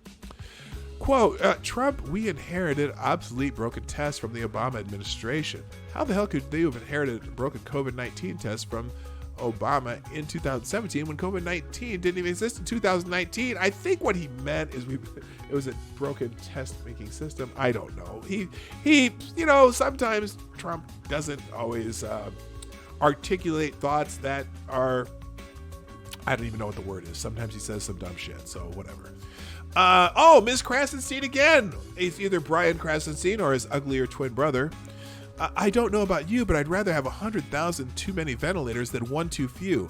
I guess it takes someone who's not a sociopath to realize that, though. Sunday thoughts. Fuck off. And then they have top news, NBC's news. Analysis. 2 months in, Trump's coronavirus response creates more chaos. Well, that's because, have you ever heard a good art headline from NBC or the Washington Post or the New York Times about, or even CNN for that matter, although there have been a couple where CNN have said they had to backtrack and say Trump was right, even though they didn't say the words Trump was right. Like about the percentage of cases of the percentage of deaths, they had to back, they originally said it probably going to be about 2.3%, and Trump said, it probably is going to end up being less than 1. I just have a hunch, just being someone who understands numbers. And lo and behold, then CNN has an article a couple days ago that, the real percentage of deaths will probably be about 0.6 something. Trump was right on that one. But anyway, Trump does... He thinks out loud, and sometimes when you think out loud, you think things and say things that probably aren't going to end up being correct. It's just that's Trump, and that can be, that in some ways it can be detrimental. But you know what? It's all about what you do, not what you say. Like he was saying, he'd love to see if we can have the country open before Easter, but Trump also obviously listens to his advisors, who said, that's not a good idea. Let's try to go to April 30th. And then Trump said, okay, that's what we're going to do. I'm fine with what he does. The things that come to his mouth ain't always going to work, but the things he does have been pretty damn good as far as I'm concerned. Today is Sunday. This is my message from the Christian left. I don't want to say that's an oxymoron, but it is. It's okay, never mind. People followed me long before Donald Trump. Vote blue. Oh, to love your neighbors as yourself. Well, yeah, okay. Whatever. That's politics. And no, I did not say that. Love, not fuck. Lady Boomer. And then I you know what? The only reason I scrolled one more is because I saw this Mustang and I thought, who wishes it was 1970 again and this beauty was in Ford showrooms? Hell yeah! That's it's a Mustang. What is that model though? I don't know. But that's a pretty hot looking Mustang. 1970 Mustang. All right. Moving on. Hey, by the way, so nobody came in the queue today. That's cool. We still got about 30 people. Wow, we had 29 people and 30 likes. That means people are just coming in to like sometimes. I love it. All right, let's move on from the Sunday thoughts. There were no Sunday thoughts in the Sunday thoughts. The stink will remain. It'll be over soon enough. I hear you. Happy Palm Sunday. We'll skip that. 21 Savage. That's is that new music coming out from somebody? I'm assuming. 21 Savage, the real Bayhive on IG live right now. Oh, okay. They're doing some. Realize I got. That's all I got in the end. That's what yeah, I all found these. out. I took a vow that from now on I'ma be my own best friend. Okay. He's singing Beyonce song poorly at that, but you know what? A lot of these celebrities. Oh, it's embarrassing. It's embarrassing. They are all so bored and so used to attention and some of the stuff they're doing on Instagram and Facebook Live and all their, oh my gosh, it's embarrassing. 2 years with Euphoria. That's, is that some K-pop thing? I'm going to guess. Oh, put this back on the screen. Yes, it is. Jungkook about Euphoria. I think the song describes the tingling in the beginning of a new romance. My young and fresh voice. It's K-pop. Patrice isn't here, so I'm going to skip. Okay, Travis. Oh, Quarantine Diaries. This ought to be good. The hashtag Quarantine Diaries is trending. Stay positive as much as you can. Let's see what this picture is. If you feel anxious, drink lots of water, create something, take in nature and stay present, organize files, write it down, and pamper thyself. It didn't say thyself, but I threw that in there. Let's see. When they finally let us out, where is the first place you're going to go? That's a good question. Chat, that's a great question. Wouldn't it be great if they stopped trying to modernize the classics, both cars and entertainment, come to think of it? Yeah. I'm a huge fan of like late 60s, early 70s muscle cars, but my dream car is a 64 Suicide Continental, which is pretty the coolest car ever. Let's see. Here's a good, okay, this is a good question for the chat. You can put an answer in the chat and we'll read some of those. When they finally let us out, where is the first place you are going to? Hey, Lady Boomer. Laura? What's that? Oh, there's an English pub they just opened near our house, like a traditional style English pub, and we're going to go there for some bangers, which are little sausages. Back to work, says Jay Wolf. Put your answers in the chat. Where's the first place that you can't go now that you're going to go once the Corona apocalypse is over? Okay, and I'll just read some of those. I'll continue on this quarantine hashtag while you're writing them in the chat. Quarantine Diaries. This quarantine has everybody improvising. My grandson is this month, so this is his party theme via Pinterest. We're having a group video chat and online gifts. Yeah, we did my birthday party was a like I said, we did a Zoom birthday party where we played Yahtzee, and it was lots of fun actually. It was a blast with my daughter and my son and my son's, I won't say future in-laws because I can't say that yet. Future in-laws. And it was a good time. So anyway, so that's kind of cool. My first birthday party and none of you are invited. All right, you're going to go to the bar, Duck Dog. Okay. No one is keeping me in. I didn't leave before this. Okay, awesome. Someplace with ribs that provides Sweet Baby Ray's by the bucket. You know about Sweet Baby Ray's. You're okay, that's right. You're kind of Midwesternish. Sweet Baby, although they've kind of, speaking of Sweet Baby Ray's, check this out. Hang on. I just happened to have some Sweet Baby Ray's beef jerky handy. There you go. I never tried it before. They sell it at Sam's Club, and I saw that. I'm like, I'm going to check it out because I like their barbecue sauce. And it's some good stuff. Oh, Sweet Baby Ray's is out of Chicago. Anyway, but yeah, I like me some Sweet Baby Ray's. All right, let's see. Anything else? Where's the first place you're gonna go after the quarantine? Hey, Johnny Blaze, how you doing? Tyler says between the bar and an arcade. That's a good one. Good idea. Bars are good. That's what Lady Boomer said. It was a bar. Anyway, Activatus Diabli, Sweet Baby Ray's is the best. Gulf City Johnny Blaze, work, and I'd like to take my daughter to Universal Studios. Oh, that would be cool. That would be cool. I would. For me, it's like, I mean, obviously going to the English pub with Lady Boomer would be great too, and I want to go to the first available youth sporting events. Okay, so Lady Boomer is wearing her vegetarian t-shirt that has a prominent pot leaf on it. That's from Las Vegas, and she said maybe Las Vegas. She's pointing to that. Anyway, oh, you have Sweet Baby Ray's in the South. Yeah, they're out of Chicago. They do make good sauces. Dra Juris. I'm trying every day to pull myself out of the pit I am in, realizing just now how depressed I am when left alone with my thoughts.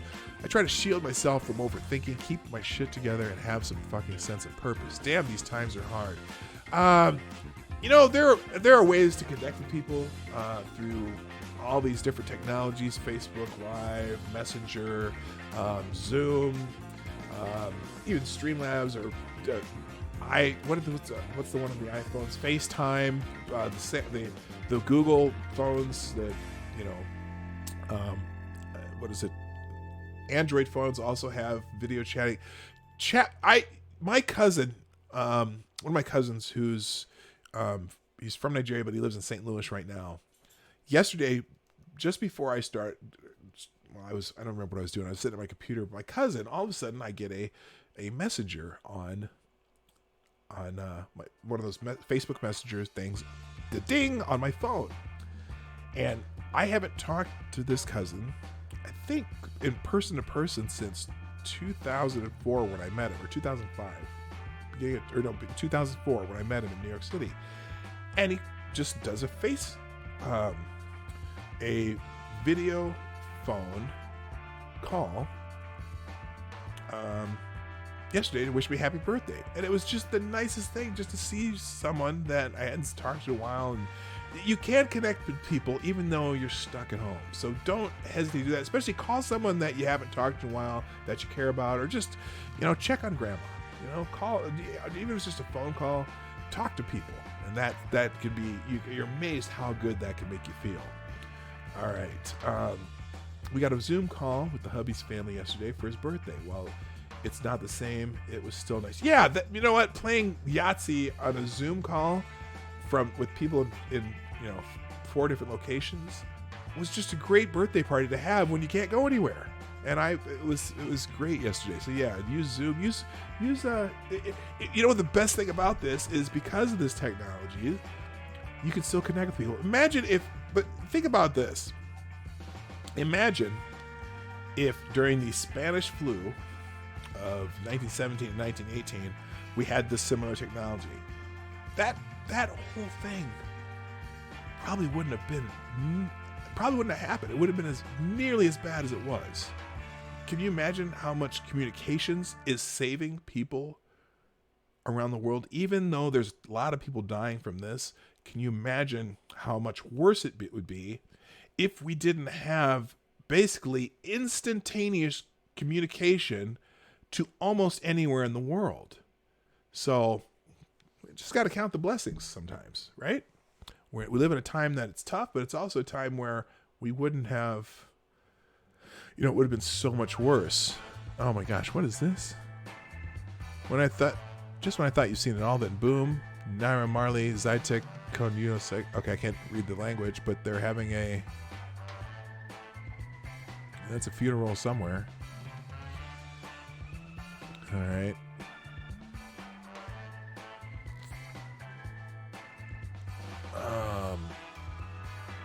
And then finally, Zane needs you to help rank this dunk 1 through 10. Oh, that's pretty good for a little kid on a Nerf hoop. Just the coordination. Duck Dog, my grandmother's baby sister died in the Spanish flu pandemic. Yeah, I mean, and if there were the communications we have today, can you imagine how many people would have been saved? And that, really, that happened basically in the middle of World War I. That's the other thing to think about. Lady Boomer and I the other night. What was that movie we watched? World War I? Oh, 1917. We just watched 1917 the other day, which is a great movie if you could throw it on whatever, or stream it or whatever. But to think that the Spanish flu epidemic started before World War I was over, and how many people died between World War I and the Spanish flu epidemic? Was it the end of World War I? I thought it was World War I didn't end until sometime in 1918, right? Well, it happened during it. It started during it. So yeah, at the end of World War I. So imagine if we had better communications back then. All right, let's go back into the Twitter trends here. If you haven't, let me know what's your first place you're going to go when you get out of quarantine or out of the corona apocalypse, whatever. Palm Sunday, Travis Porter. Chris Wallace is trending. Something happened on Meet the Press today, and I'm sure he got mad at somebody. More people will die from tobacco use than COVID-19, the Surgeon General tells Chris Wallace. Wallace notes that cigarette use is voluntary. Well,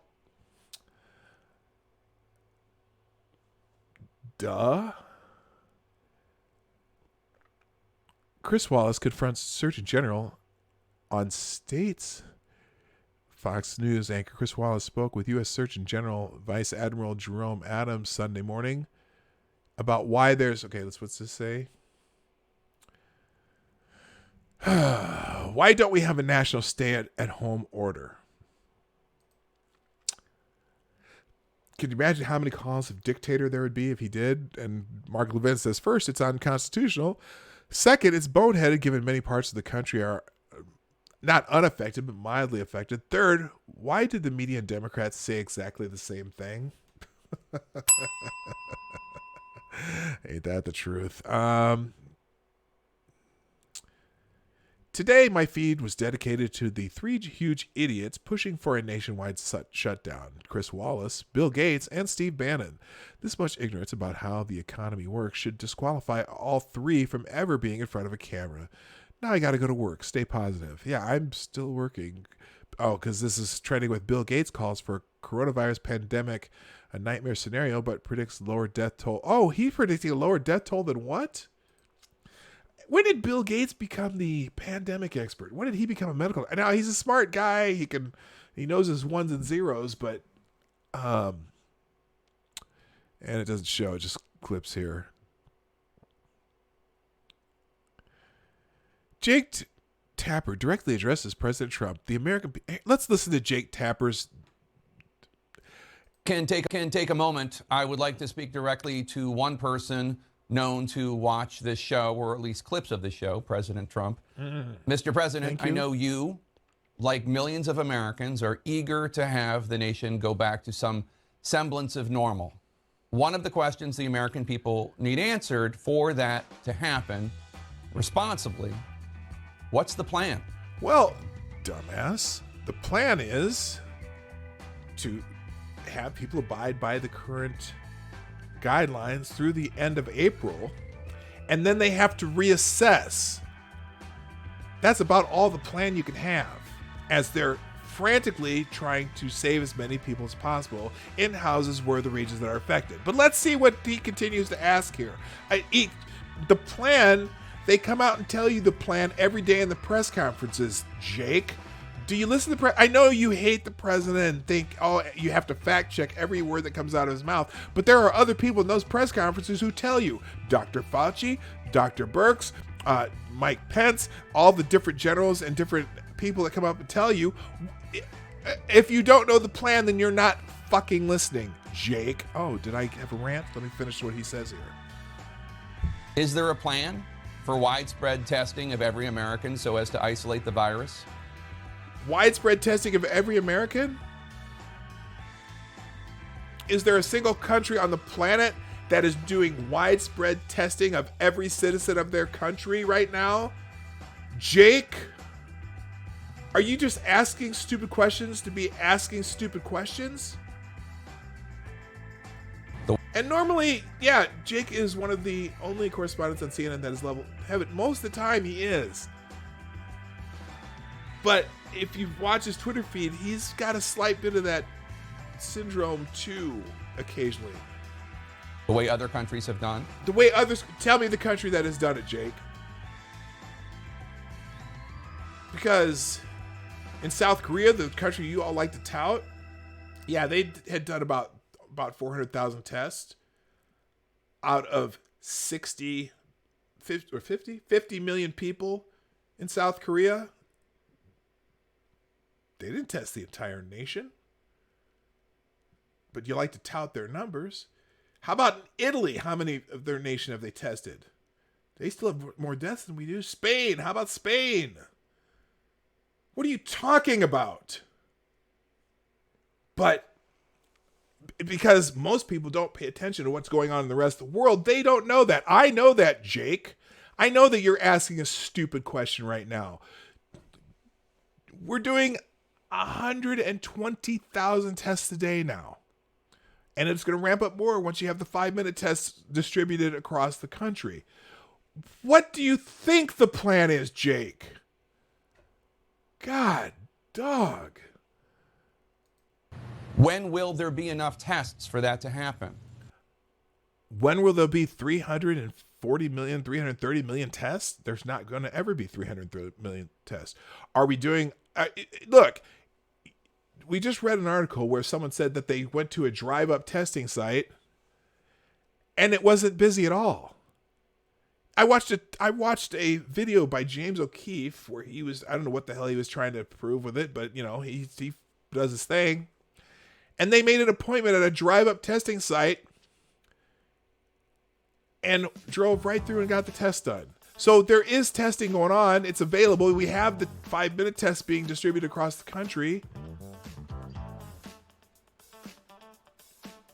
What are you talking about? But you know what? Orange Man bad. How will they be administered? Who will pay for the tests and the results? Who will notify us as to whether we've tested positive or not? You know what? How do you not know the answers to these questions, Jake? They tell you every day. They funded for having these tests be free. In fact, they've funded hospitals so that hospitals do not have to charge people's insurance that don't have insurance. That has been in the press conferences. Now, how you do not know the answers to these questions astounds me. Now, has everything been perfect? No, because we haven't had a perfect system ever. And this is completely different than anything we've ever had to deal with before in this modern age, in the last 100 years.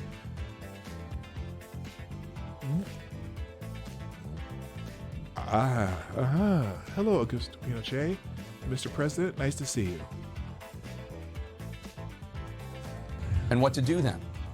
Is there a plan to make sure doctors and nurses and healthcare professionals finally are able to get the personal protective equipment or PPE? No, Jake, there's not. We have no plan whatsoever. There's not a single company making gowns as fast as they can. There's not a single company making masks as fast as they can. There's not a single company making ventilators as fast as they can. Oh, wait!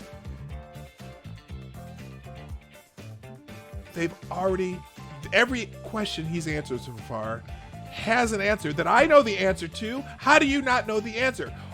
Do they just appear out of thin air? Like the money that they budgeted to do the relief package.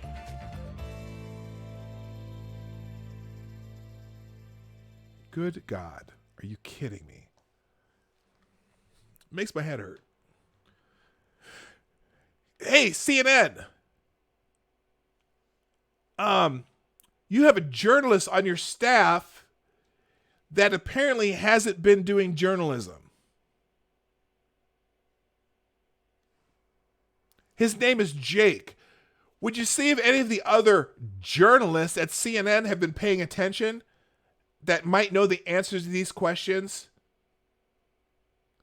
Because this is completely and utterly irresponsible for a news network during something like this. You should be informing people and answering questions rather than asking them on air and scaring everybody even more.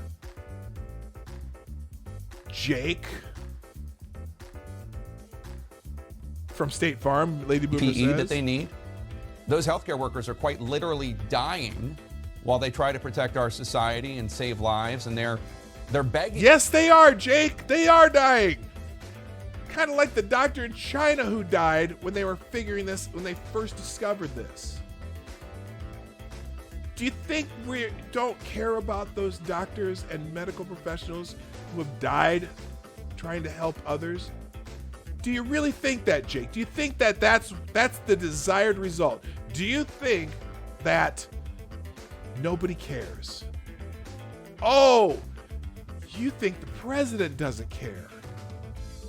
You are right now, you are painting a narrative. Answering questions that you know the answers to, Jake. But it makes it a lot scarier and more sensational when you ask them on the air in this truth to power mode. Well, Jake, a responsible journalist would already know the answers. Instead of asking the questions, you'd be answering the questions. But this is much more dramatic, isn't it? For PPE.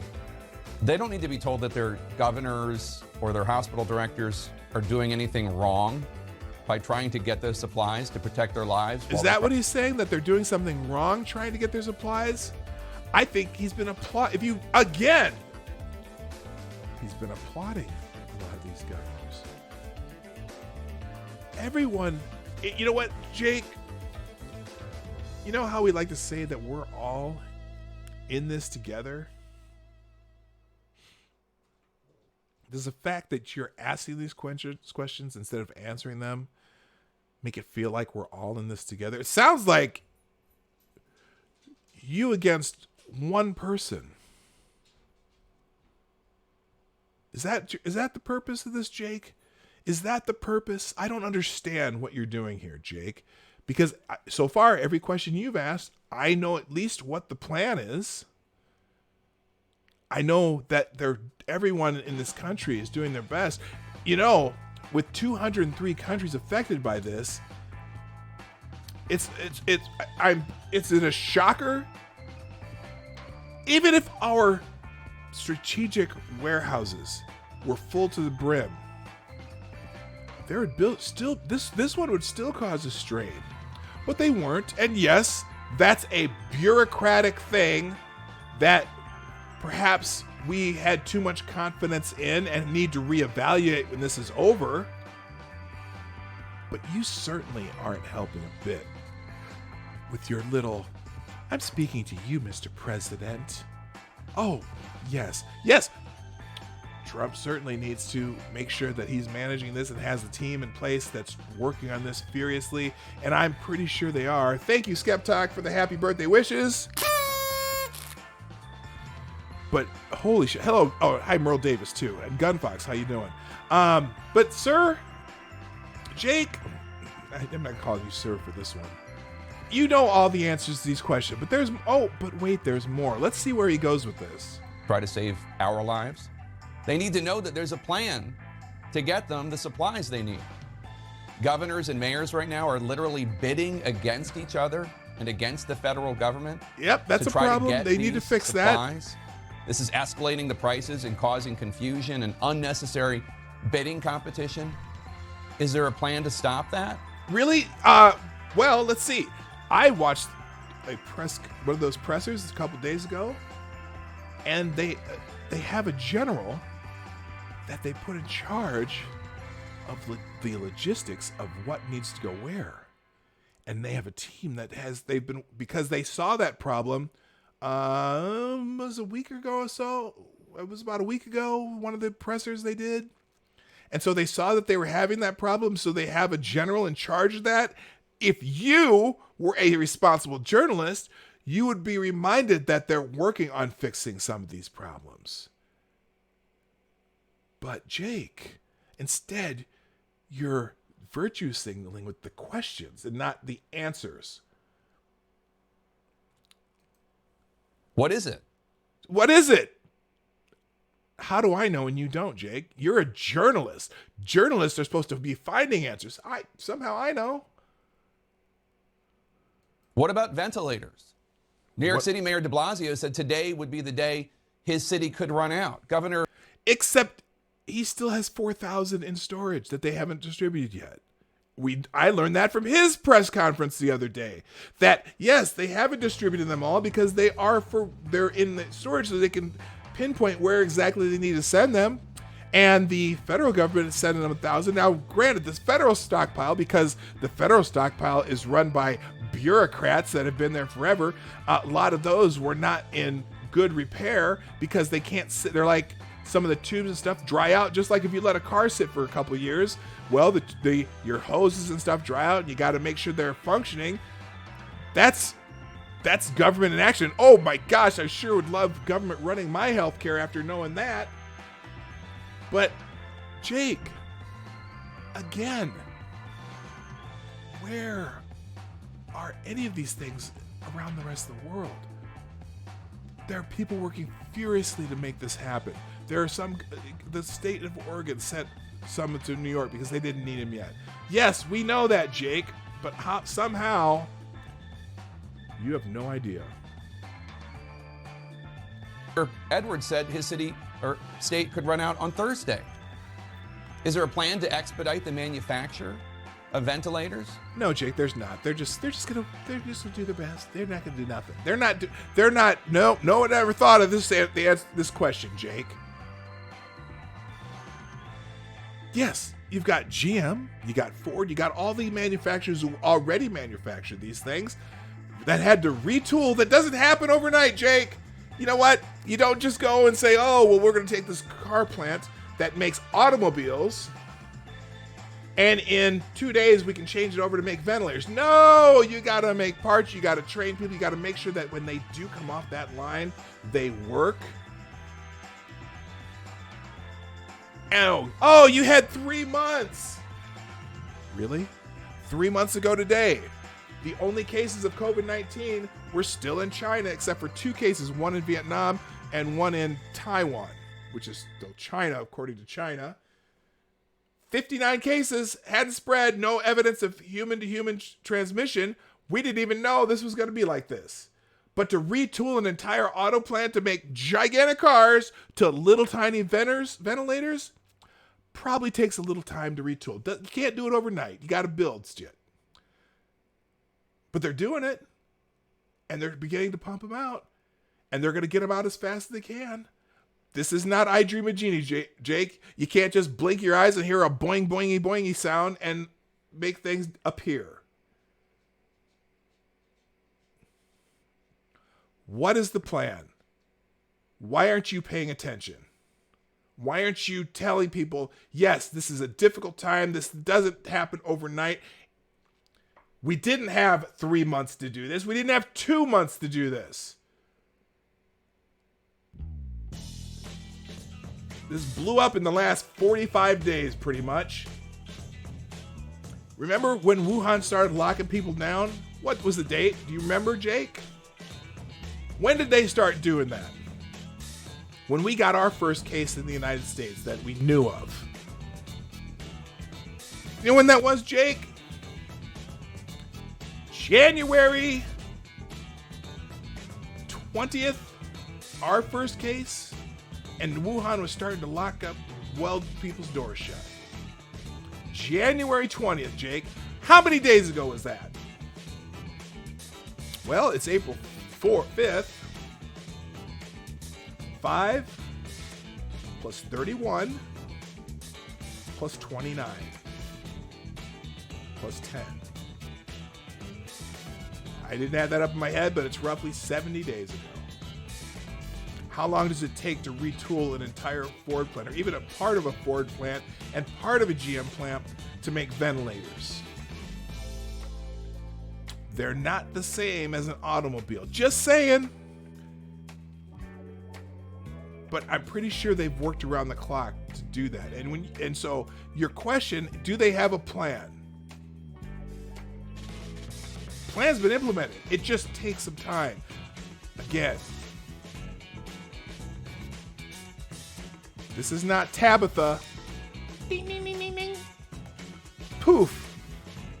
20,000 ventilators. Nope, it's not. And when you're making this kind of piece of equipment, you have to make sure you do it right the first time. So you got to train people to assemble things that they've never assembled before and make a product that's going to help save someone's life. And yes, they're making as many as they can. They're going to need to make as many as they can. And guess what? The entire world needs them, Jake. But you're here asking questions that you already know the answers to. If you had I know you have a brain, Jake. Jake, you're usually pretty good at this kind of stuff. But not today. This is not it, Jake. It's still not clear whether you have fully utilized the Defense Production Act. And? Hey, Sith, how you doing? Happy birthday. You get one of these because your birthday was yesterday. Sith and I share a birthday. Straight Sith male, myself, and Weebo Jones all share a birthday. Straight Sith male, this is for you.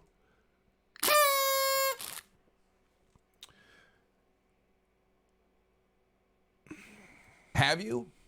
Are any companies being compelled by the U.S. government to make ventilators? Yeah, GM. You would know that if you paid attention.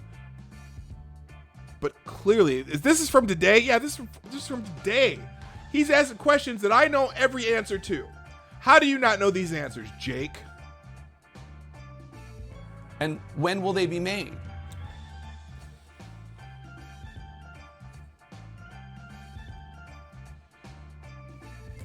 They're making them now, Jake. They're making them now. You complete and utter dumbass. When can hospitals get them? What about the cotton masks that the CDC is now suggesting that we all wear when we leave our homes?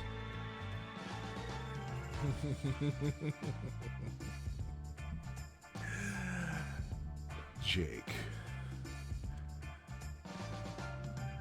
Seriously? I know you're trying to be dramatic, Jake. But instead of asking these questions, pretending you don't know, instead of your audience thinking that nobody knows the answers to these questions, why aren't you answering them instead of asking them? And be real. Be realistic. Yeah, ask the MyPillow guy. Good. Exactly, Faithless. Ask the MyPillow guy. Because he was on the stage the other day and people ridiculed him for talking about the Bible and God, but hey, he's going to make 50,000 masks, I don't know, if a day or month or whatever he is. He retooled his business to make masks. Why don't you call him and ask how's the production schedule coming? Oh, no, we got to ridicule him because he said something about God on the platform or whatever. Hey, Jake.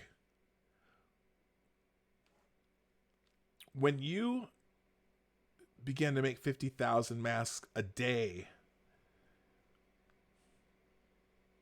maybe I'll be a little more respectful to you, too. I don't care if that guy worships Satan naked, walking over hot coals with a dildo in his mouth. If he's making 50,000 masks a day, good on him. But you don't know the answer to that question, Jake. All kinds of companies are doing this. But, you don't know the answer. Why don't you do a feature on the companies that are actually trying to help instead of asking where these companies are doing, because they're there. They're out there. You know the answers to every single question you're asking. But all you're doing now is scaring your viewers. Pretending you don't know. Pretending that nobody's doing anything. He's not doing that. And you know what? I hear that on Twitter all the time.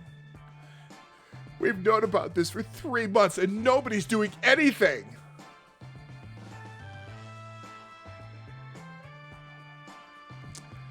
Yeah, because CNN doesn't seem to know that there are people out there doing things.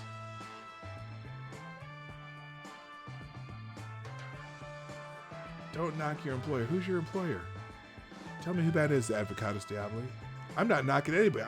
I am, unless your employer's CNN. I couldn't be. Look, the Defense Whatever Production Act, if they're already doing it, do you have to invoke it? Who else do you have to take over? You know, our country's a little different than most. Is someone manufacturing them? Oh my God! Instead of asking, what do these guys do for a living? What are these guys on TV? These guys, these journalists?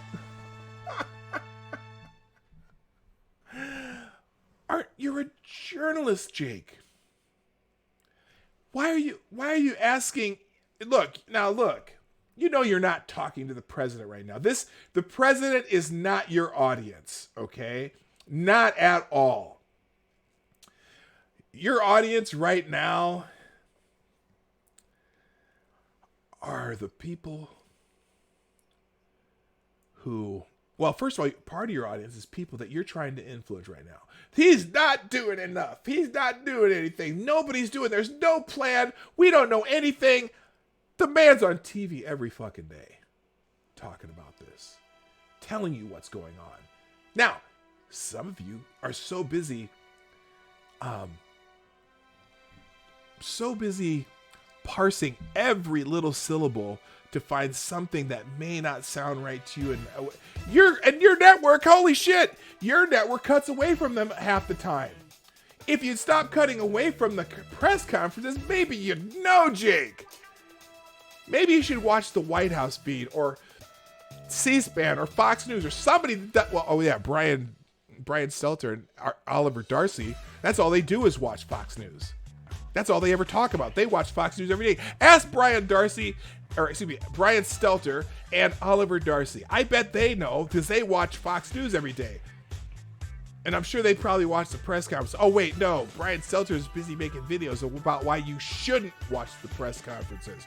Well, if you want to know, why don't you tell people to watch the press conferences and put them on your network for the whole time? Okay? Yeah, you might get something that's, I don't know. He doesn't always speak very well. But you still would have the answers to these questions.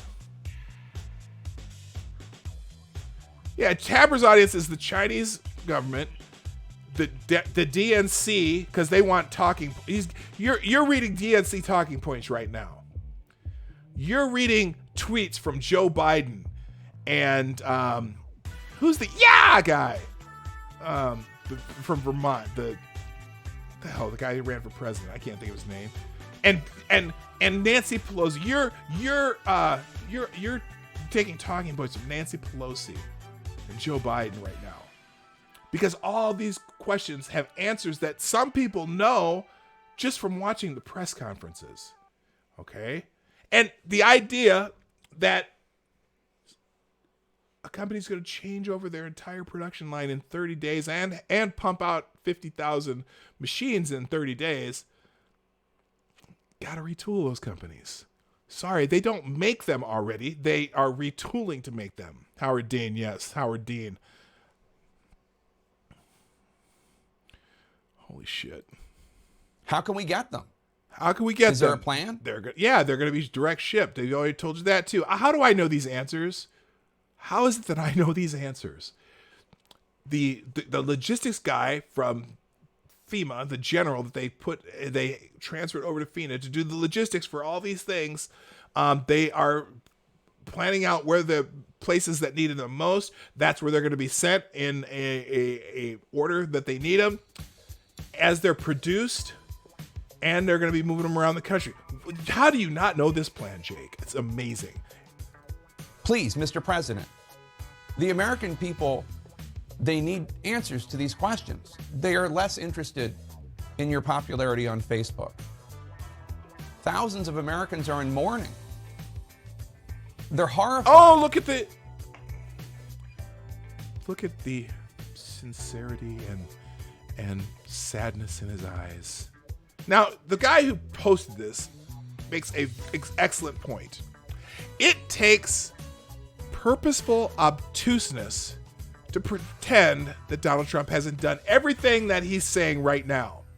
You might disagree with the plan, but he has articulated one and made sure it offers Americans hope they will be able to feed their families as we get through this. Jake is promoting hopelessness because that is the DNC talking point. That's the China talking point. That's Nancy Pelosi's talking point. Joe Biden's talking point. Because right now, these guys are just fear-mongering. Oh, someone just said it, fear-monger. That's exactly what he's doing. He's not, are you helping, Jake? Does this help? Does this help when you know the answer to every single question? Holy shit, I didn't mean to go on this ramp. I was going to end. When you make leering allusions to your history with models. While oh, for fuck's sake.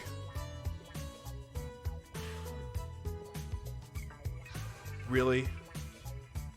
He made... It's amazing!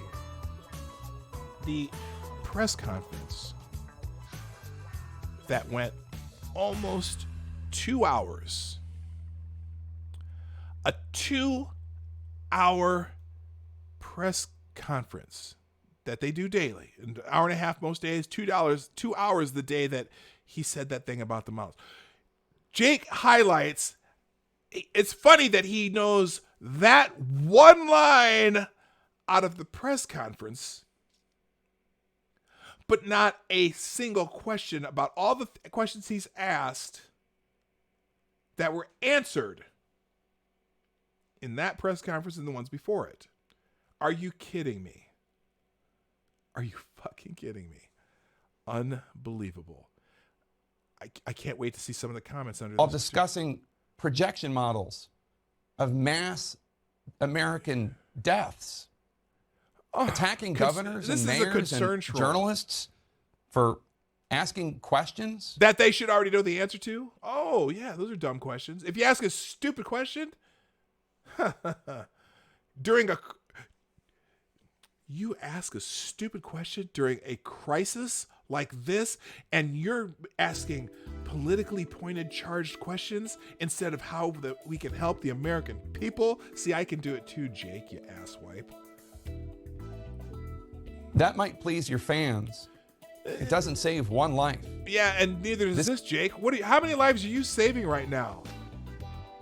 How many lives are you saving right now, Jake? How many people are you actually helping right now? Rather than asking all those questions that people really probably have and pretending you don't know the answers to them, why aren't you trying to reassure people that yes, there is a plan? It takes time. Some of these things take time. They're doing their best. They've got several companies working on things. Here's some of the companies that are building some of these things. Here's some of how the general said they were going to send them out. They're going to send them out on a need basis as far as prioritizing the hot spots, and they're going to go to the different hot spots first, and then they're also going to try to send them out to some of the other states that as the hot spots change, as the curve drops in New York and it goes up in Detroit, they're going to focus on New York first, and then as the curve goes up in Detroit, they'll start focusing on that in Louisiana and Miami and Los Angeles. But you know this, but oh no. Let's pretend that there is no plan. Let's pretend we haven't heard a word other than something about a model, a throwaway line in a 2-hour press conference. That seems to be the only line you heard. This is not about winning a news cycle on Fox. Please. Oh, and he brings up Fox. Wow. Is that all you hear? That's all you can think of, isn't it? Fox is kicking your ass in the ratings, and you're thinking about Fox. Hey, no, it's not about winning a news cycle on Fox. It's about informing the American people, and you're not doing it right now. You're not doing it right now, Jake. You're failing. You're failing the American people. And if you think the president is failing the American people, well, you're failing them even worse. Because now you're promoting fear and division and hate. The American people right now need someone to explain what is going to be done to get us out of this. Well, I can tell you right now, Jake, don't watch CNN during the press conferences because CNN doesn't let you see the whole thing. But the president, in fact, I would suggest they don't even go on to any of corporate news stations. ABC, NBC, CNN, Fox, any of them. I would say direct them to go watch the White House feed every day. And then they'll get at least an idea of the plan without anyone telling you how bad the plan might suck. Because that's all you do at CNN. All you do is bitch about what hasn't been done, what hadn't been done in the past, and what they didn't do back when they didn't even know it was happening. But you seem to think they had a crystal ball. Crystal balls aren't real, Jake. It's a moment that requires leadership. It requires honest information. It requires honest information from CNN. Because this whole little 3-minute and 16-second, 24-second diatribe is as dishonest as anything I've seen during this entire crisis. Honest information? Well, you're certainly not providing it, are you, Jake? Empathy, and it requires a plan. Do you have one?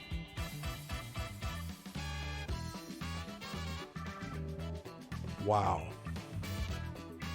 Now I'm gonna bet you. Let me see if people are taking him to task for this. If CNN actually aired President Trump's press conferences, then you would know. Isn't that the truth? Oh, 70 days of denial, delays, and dysfunction. Really? These are Washington Post not knowing a timeline. Oh, who says it's not safe to travel to China? Get a grip, America. The flu is a much bigger threat than coronavirus. Yeah, hindsight is 2020. All right, I've been on here long enough.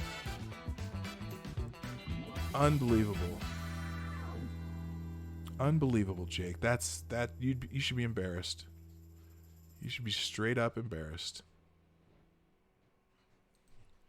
All right, let's finish this out and get out of here because this has been too long. That one gives me a headache. Holy shit. All right, finally, let's finish off here. That's terrible. Very annoying. All right. Oh, jeez. 21 Savage. Queen's speech. Queen Elizabeth addresses the UK's response to coronavirus in a rare broadcast. Queen history will remember your actions in a virus crisis. We'll talk about that one tomorrow. Louis the Child. I don't know what that is. That's some electronic music, some new music from somebody named Louis the Child. John Dowd. I don't know. Mingyu. That's K-pop.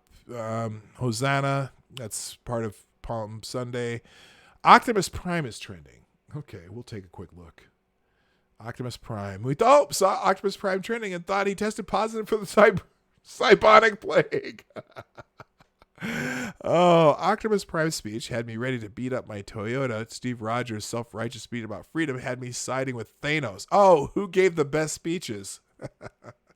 There's new ones every day. Who gave the best speech in a superhero? Oh, gave the best speeches? Optimus Prime or Captain America? I don't know. I don't care. That's silly. It's a silly, fun thing to talk about, but it's not that important right now. Clifford, that's my dog. Clifford? Okay. Yeah, that's... Lewis said Clifford barking, hurry up. I don't know what this means. it said trending in music. The way we made Clifford trend from just that, what will ever happen if we get a Larry interaction? The internet is going to explode. I don't know why this. What is Clifford?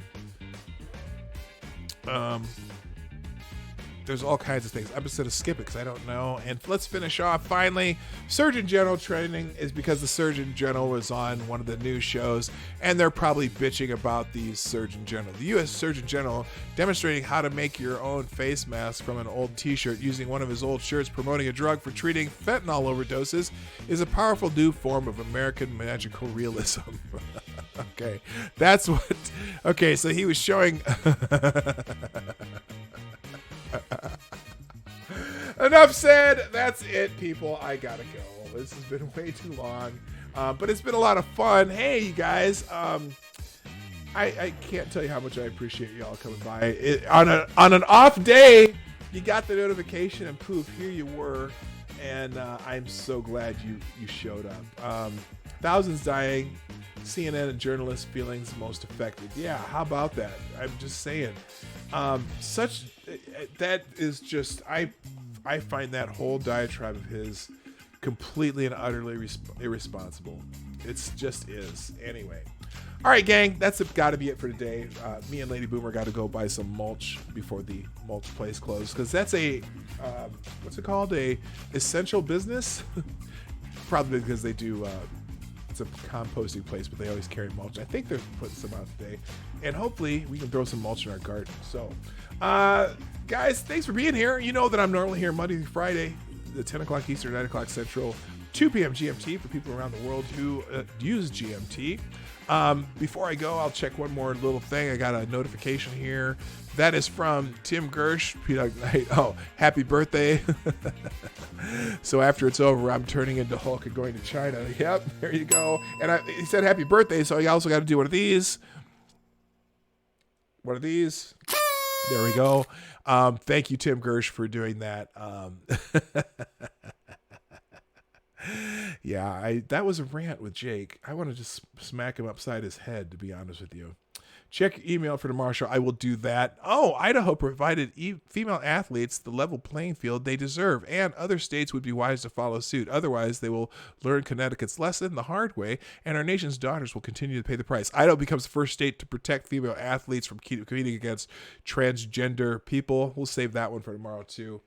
It's not breaking news. It's from a couple hours ago. That's an opinion. Anyway, I gotta go. I really do. Thank you so much for being here. See you tomorrow. I'll be here at 10 o'clock. Thank you so much to Cryptic and Chicago Mike and all the people who do the super chats and all of you who participate in the chat. It's been a lot of fun. Oh, that's my ending music, and I'm not even doing my thing. Well, here, I'm going to do my outro. Guys, my name's PDawg Night, and I'm out of here. Thank you and goodbye. See you tomorrow. Hey, this is PDawg Night, and thank you for watching today on the PDawg Night channel. If you have an observation or remark you'd like to make about this video or my channel, I absolutely welcome you to write it in the comment section down below. I really look forward to hearing from you. And before you go, if you like what you saw but you're not already subscribed, please make sure you hit the subscribe button and definitely click that bell that pops up afterward so you'll be notified when I post new videos or when we go live. I broadcast my live show, The Morning Night Live, Monday through Friday at 10 a.m. Eastern, 9 o'clock Central. A special thank you to all supporters of this channel who share our videos on social media and who make donations through the Streamlabs link, which is also in the description down below. Thanks again, and until next time, I'm PDawg Night, and I'm out of here.